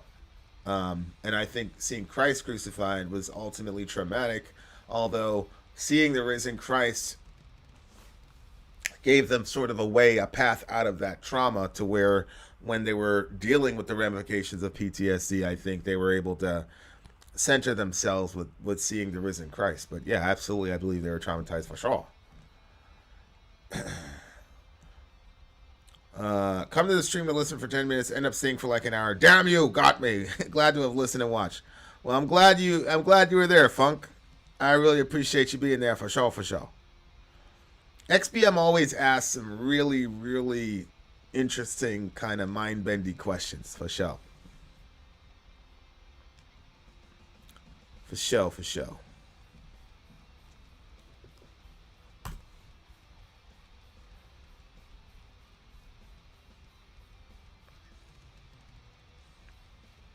Pastor Bob Beeman of Sanctuary International did a video about spiritual fruits versus religious nuts, and one called Religion Sucks, which he explained why. Yeah, I mean, a lot of people have a bad connotation of what the term religion is, and I understand where they're coming. They're talking about the, veneer, the shell, the hypocrisy, all that stuff, the valuing the external over the internal and all that stuff. What's your thoughts on the movie The Exorcist? To be honest with you, I don't think I've ever watched that movie fully from start to finish. I mean, I do know the premise of the movie. I do believe in demonization.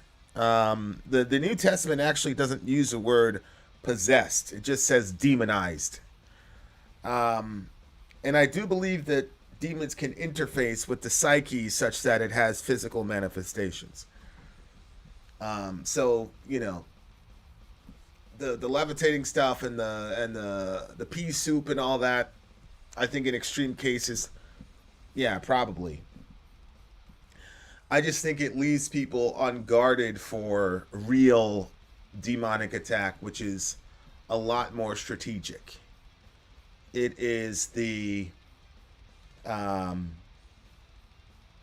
alcoholic who overcomes his alcoholism, and the subtle voice that says, hey, if we drive this way home, we'll get home a lot quicker than if we drive this way home. But it just so happens that the quick way home is in line with the favorite bar that you used to frequent, right? Um, that's how demons operate from what I've seen. It's the newly married guy who um, every time he gets in a fight with his girl, for some reason he's got this weird inclination to go look at some crazy shit on his computer, and that then accumulates into no longer wanting it on the computer, but then the secretary at work, who he then begins to compare to his wife, and in 3 years is a giant volcanic eruption, right? Like, so movies like The Exorcist could be true, but I think, you know, it's nice and it's kind of woo, but it really doesn't show how Satan really operates, in my opinion. Do you hear that about the new proposed law in Florida banning making people feel bad in classrooms about history? Yeah, about making white kids feeling uncomfortable. All the hardcore conservatives that are like, facts don't care about your feelings, and, you know, fuck your feelings. Yeah, all of a sudden have demonstrated a certain type of fragility. I've heard about it. I haven't really looked too much on it. Do you do the sauna for the heat stress health benefits? I assume a la Rhonda Patrick, a la recommendations, 40% reduction, all cause of mortality. Yeah. Heat shock proteins, you know, unraveling the molecules and all that jazz. Yeah, that's why I do it. And, you know, I don't tell everybody what I do and the length of what I do it at, because there's also a health benefit of dehydration, things of that nature. But you have to build up a certain type of tolerance over time to it. But I could tell you, yeah, and it also endurance running, that, you know, I can get my heart rate up to like 165 is my goal for running, to get my heart rate to 165. When I'm in the last, you know, 10-minute stretch of the sauna, I'm at 152. So it just has so many insane health benefits. And if you build up a certain tolerance to the point where we have, it just increases it for sure. Have you listened to Alice Cooper talk about faith? He's really intelligently connected to it. However, I disagree with the snake thing. Don't know much about the snake thing, but yeah, I heard that he was really all about it. If church was like the one from the Blues Brothers, I'd go every week. I'm not familiar with the Blues Brothers, but I'm sure you could find one, or you should start one. You make a lot of sense not watching traumatizing material. I convinced myself that watching bad videos helps me with my depression and makes me want to live. It just makes it worse. Yeah, we're not meant to see all this shit. We're not, but God can barely look at it, much less us. You know, but we're kind of like, hey, it's there, it's available, we should watch it. No, we shouldn't. When they say viewer discretion is advised, I just click off of it. Like, yeah, I'm gonna use my discretion. And I got to tell you guys, it's done me a lot. It's done me a lot of good. The second half of 2021, I just quit Middle America because the stories were just, I mean, one is I'm a highly patriotic person, and I don't care what color they are, Americans killing each other in the streets over political disagreements. I can't handle that, you know? So then the racial element and all the rest of it and all the division and all that, I just, the Lord was like, why? What's the point? The channel was really taking off. It was making a lot. It was actually, you guys know we don't make any AdSense on this side, but it was making a lot of money on the other side. And Lord was just like, just shut it down. And I stopped, and it was great. It was good for me. It really, really was. So yeah, I would caution you guys. Be careful. Why are you so interested in this topic suddenly? I'm not really interested in the topic. Unfortunately, it's been 2 hours and I haven't even touched on it, and I don't think I'm going to, because I said 5 minutes, 28 minutes ago. So there's that. Todd White. That's a crazy guy. Was punching the kid. Ran off with his wife. I read a study that suggests that humans also carry memory in our DNA. If that's true, I think black people could in fact somehow carry generational trauma from slavery in our DNA. Yeah, I agree. Why do white people hate learning about what happened to the past? It's history, and none of us learning about it had anything to do with it. Why are they afraid of learning about it? Well, I don't know if it's all white people. I think it's a certain strain of white people that belong to a previous era. Maybe you're, because you have a Catholic background, you can understand that your forefathers weren't perfect because of the doctrine of original sin. And maybe other people who are more secularized in their understanding can't. They have to have this rosy view of the founding fathers. And if you don't have a rosy view of the founding fathers, then everything is horrible. But remember, Delaney, it's not just the founding fathers. I mean, the civil rights movement was in the 60s, late 70s. The cops who almost beat Rodney King to death got found not guilty in the early 90s. We were disbanding skinhead sheriff's departments in the 2000s. So, yeah, it's in the past, but there's also a very present element that for some reason there's a group of white folks in this country that don't want to admit is existing.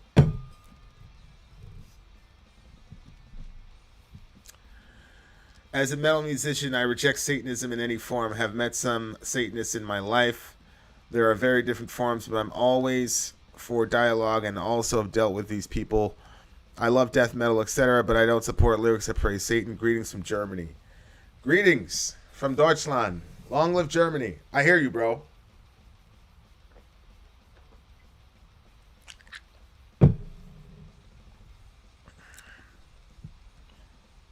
Silent. Apparently snakes can talk too. I don't believe that snakes can talk.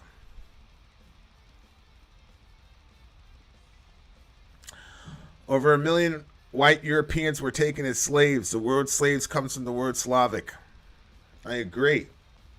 But what does that have to do with American history?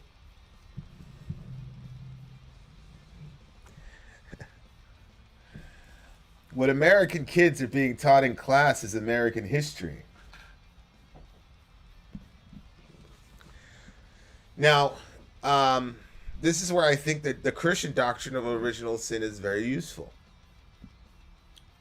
I don't believe that there is something particularly wrong genetically with white people that makes them particularly worse than any other group of people on the earth. What I believe is anytime power interfaces with sin, you're going to get some form of oppression. I think that's very solidly based in the Bible and history when you combine the two phenomena. And so when you have a country that's majority Anglo-Saxon, and those Anglo-Saxons are all afflicted with a sinful nature, of course you're going to get oppressive systems and ugly episodes of history.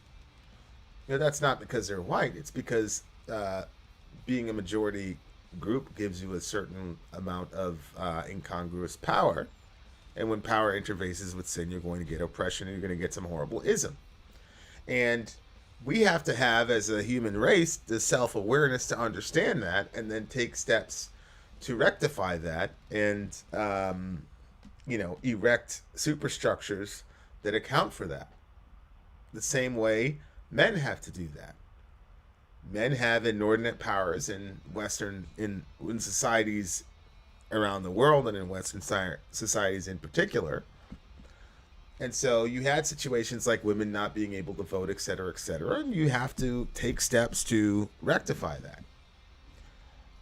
Born people are the majority of people in this country. And so we are unjust to unborn people. We have to take steps to rectify that. There's nothing particularly wrong with born people. That's more wrong with anybody else. And there's nothing particularly more wrong with men than women.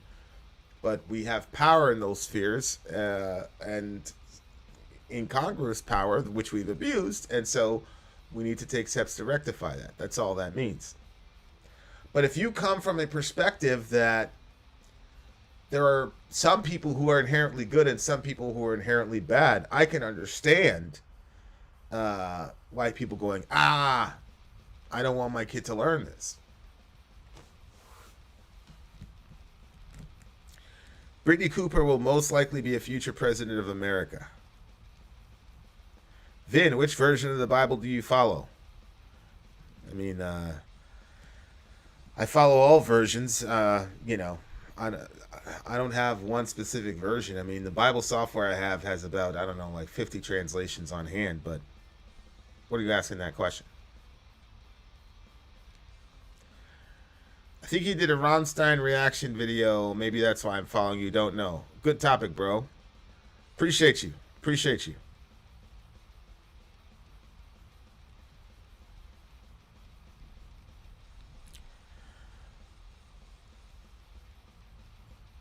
Personally, I can't wait till we are no longer the majority. Well, yeah, but as I just said, when white people are no longer the majority, whoever the majority is are going to erect horrific structures that oppress people that we're going to have to fight against. I mean, that's never going to end.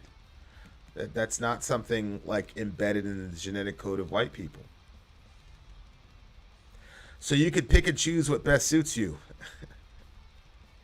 Jamie, why do you have the worst possible assumptions of people? No, Jambi. I have other translations because for a multitude of reasons. But, you know, thankfully I live in a day and age where I have the Greek, Hebrew, Aramaic, and Biblical, Hebraica, Stucartensia, etc., etc. There's so much about the Bible, Jambi, that you don't know. So maybe you should ask more questions instead of making assumptions. Would a talking snake really be that much stranger than a talking monkey anyway? Yeah. I was talking to a guy and I said I believe that human beings are not just animals, that we're transcendent.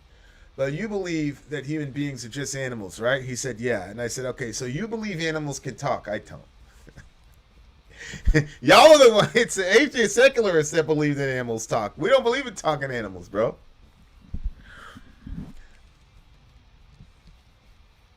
Okay, so here's Jambi. I'm asking a genuine question with no judgment. Okay. So you can pick and choose what best suits you? That's a genuine question without judgment. If so, I'll take your word for it, bro. I'll take your word for it. I had to turn a guitar player gig because the singer idolized I'm a drug dealing, murdering, Satanist, rock star, rapist obsession in his lyrics. He had a strange I am this vibe. Weird.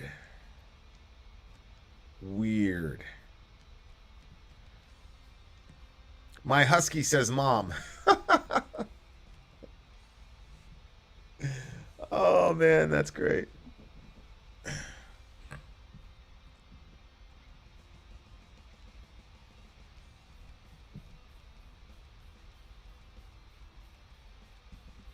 Britain did more than anyone to eradicate it. Yeah, came. I talked about William Wilberforce about an hour ago.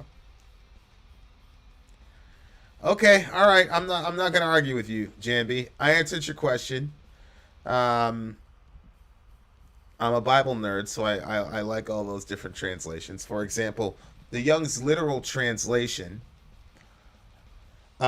tries to translate the words as literally as possible, but they become almost unintelligible because, you know, when you move from Hebrew to Greek and I mean from Hebrew to English or to Greek to English, sentence structures are weird, you know, whatever. Like, so for example, Romans 3, quoting the Psalms, there's no one who seeks God. The literal grammatical syntax in the Greek would be there is no God seeker. Right? So just little nuances like that people like me who, you know, spend their disposable income on stuff like that, I'm very, very fascinated with. So that's why I have those.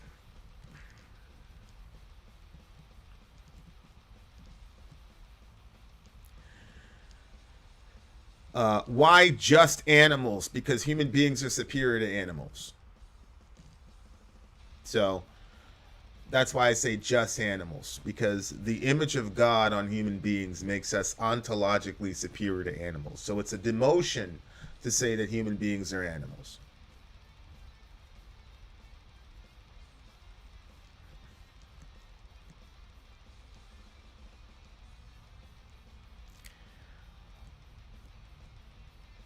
What's the best learning tool for figuring out what the Bible actually says and means? I get confused sometimes. One of the things is a good translation, right? So the King James has Elizabethan English. Young's literal translation is, like I said, almost unintelligible. So a good modern translation like the ESV or the NASB, I have found or the NIV, I have found could work wonders for you. And then just consistent reading it from front to back, just constantly reading actually resolves a lot of the actual confusions if you keep going. That's what I have found. Obviously, if you have a good Bible teacher, that's also helpful as well. I've been on my Gary Habermas shit lately. What do you personally think about the Shroud? The Shroud of Turin. Yeah, I've got a semi-famous Catholic friend who's convinced that it's real. Dorian got pretty obsessive about the Shroud of Turin a couple years ago. I got to consult him and see what he thinks. I haven't really done a lot of work on that, to be honest with you. As someone who's never really read the Bible unless it was in church, is there a specific Bible I should get to help me understand it better?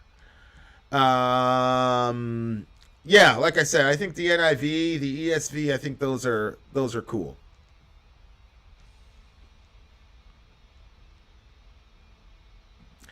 Yeah, yeah, NASB, more, word for word, literal, and then the NIV is dynamic equivalency, that type of thing.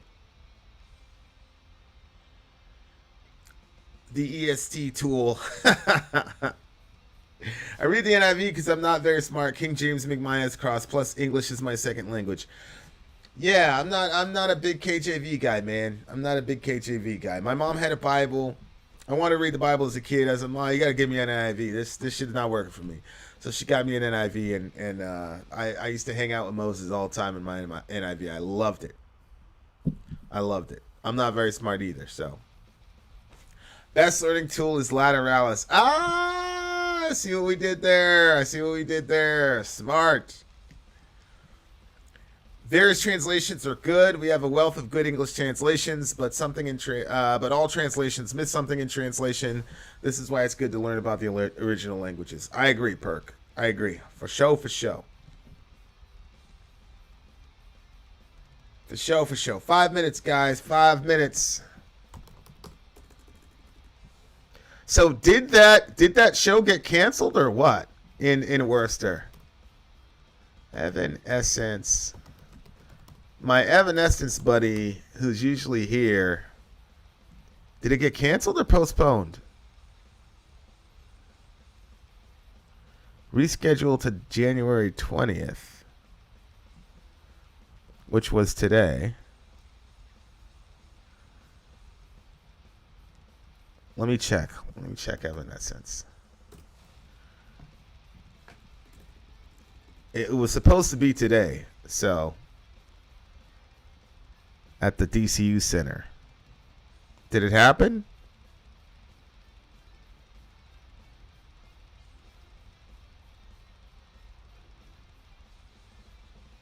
I'm assuming even though the bus caught on fire or whatnot, that they were still able to make it happen.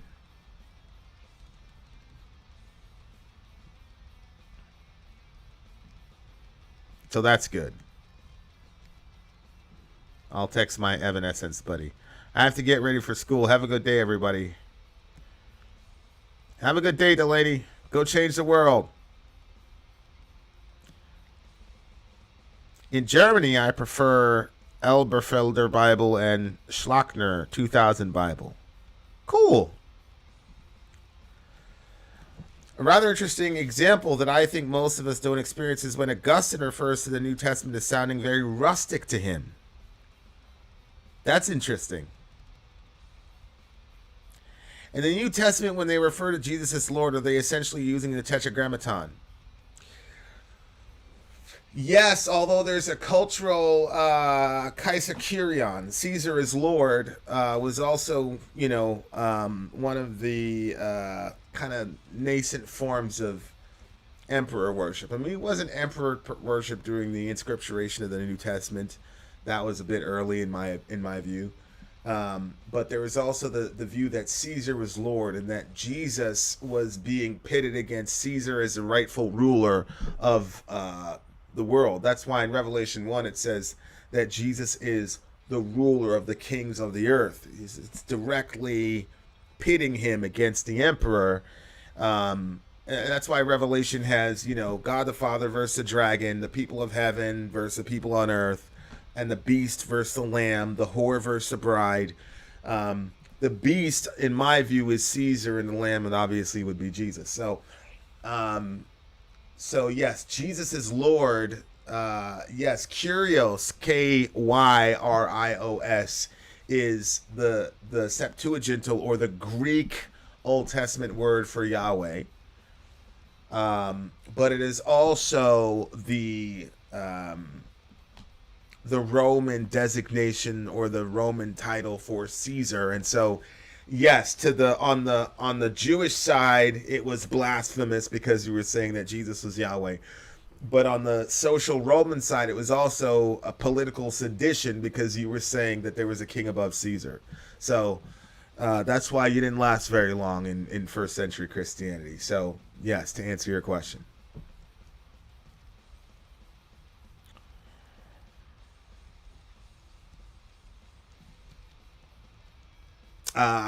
Sometimes they are, yes. When Paul says we have one God the Father, one Lord Jesus Christ, he's applying the Tetragrammaton to Jesus clearly there, clearly. When he mentions the Lord Jesus coming in flaming fire, clearly allusions to Old Testament where Yahweh comes down in flaming fire to consume the enemies, etc., etc. And sometimes Kyrios in the just common parlance could mean sir, right? So contextually, it just depends.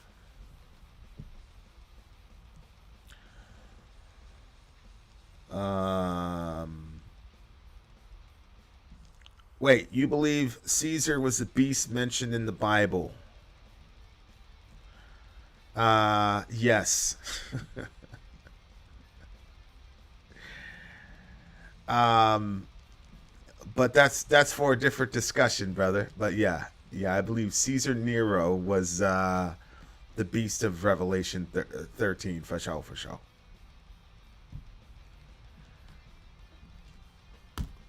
Yeah, my man Perk coming with the heat. You got it, Eldine. Caesar Nero, yeah. Vin, you're changing the laws. Your 5 minutes just keeps going. Yeah. Whoa, I'm very interested. Yeah, I might do a chat on that. I might do a chat on that eventually. But to Middle Earth's point, the destruction of the temple ended sacrifice once and for all, and destruction was decreed within those weeks.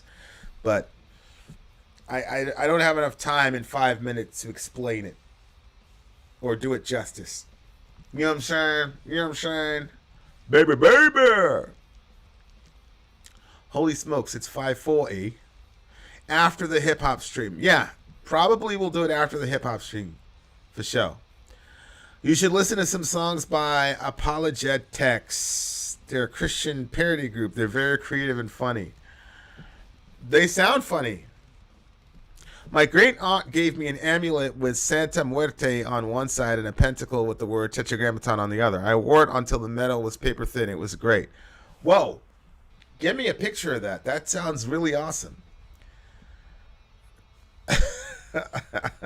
Why is Evil Ryu back? I'm not following. Is there a new Street Fighter out? There's a new Street Fighter out, and if so, they brought back Evil Ryu. What the fuck? Would you be willing to look at one of my books if I read one from your theology? Yes, Skull Cowboy, I would. I'm good with that. Hell, I'll even read it and do a review of it, or we'll do a stream on it.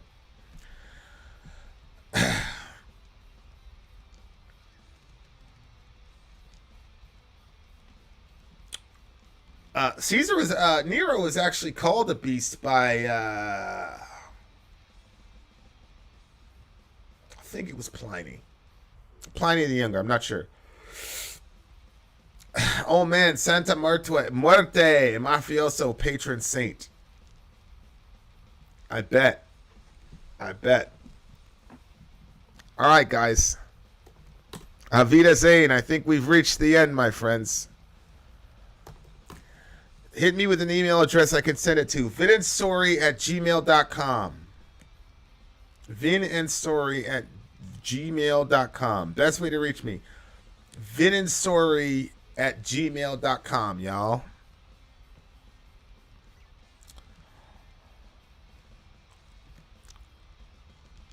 Thank you guys for hanging out, keeping me company. For those of you who were looking for the theistic Satanist stuff, my bad. Sorry I wasn't able to get it to you. But maybe another day. Who knows? Maybe another day, maybe another time. But the questions that were asked today were pretty cool, I must say. I got to find... Where is that?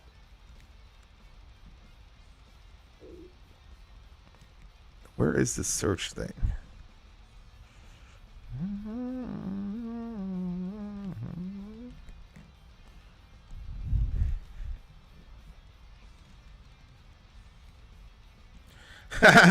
Thanks for answering my question, not going crazy on me. Gute Nacht, my brother. Mon Front. Long live Deutschland. If they would have known that Diocletian is up next, they would have lowered the bar on peace for Nero. I agree.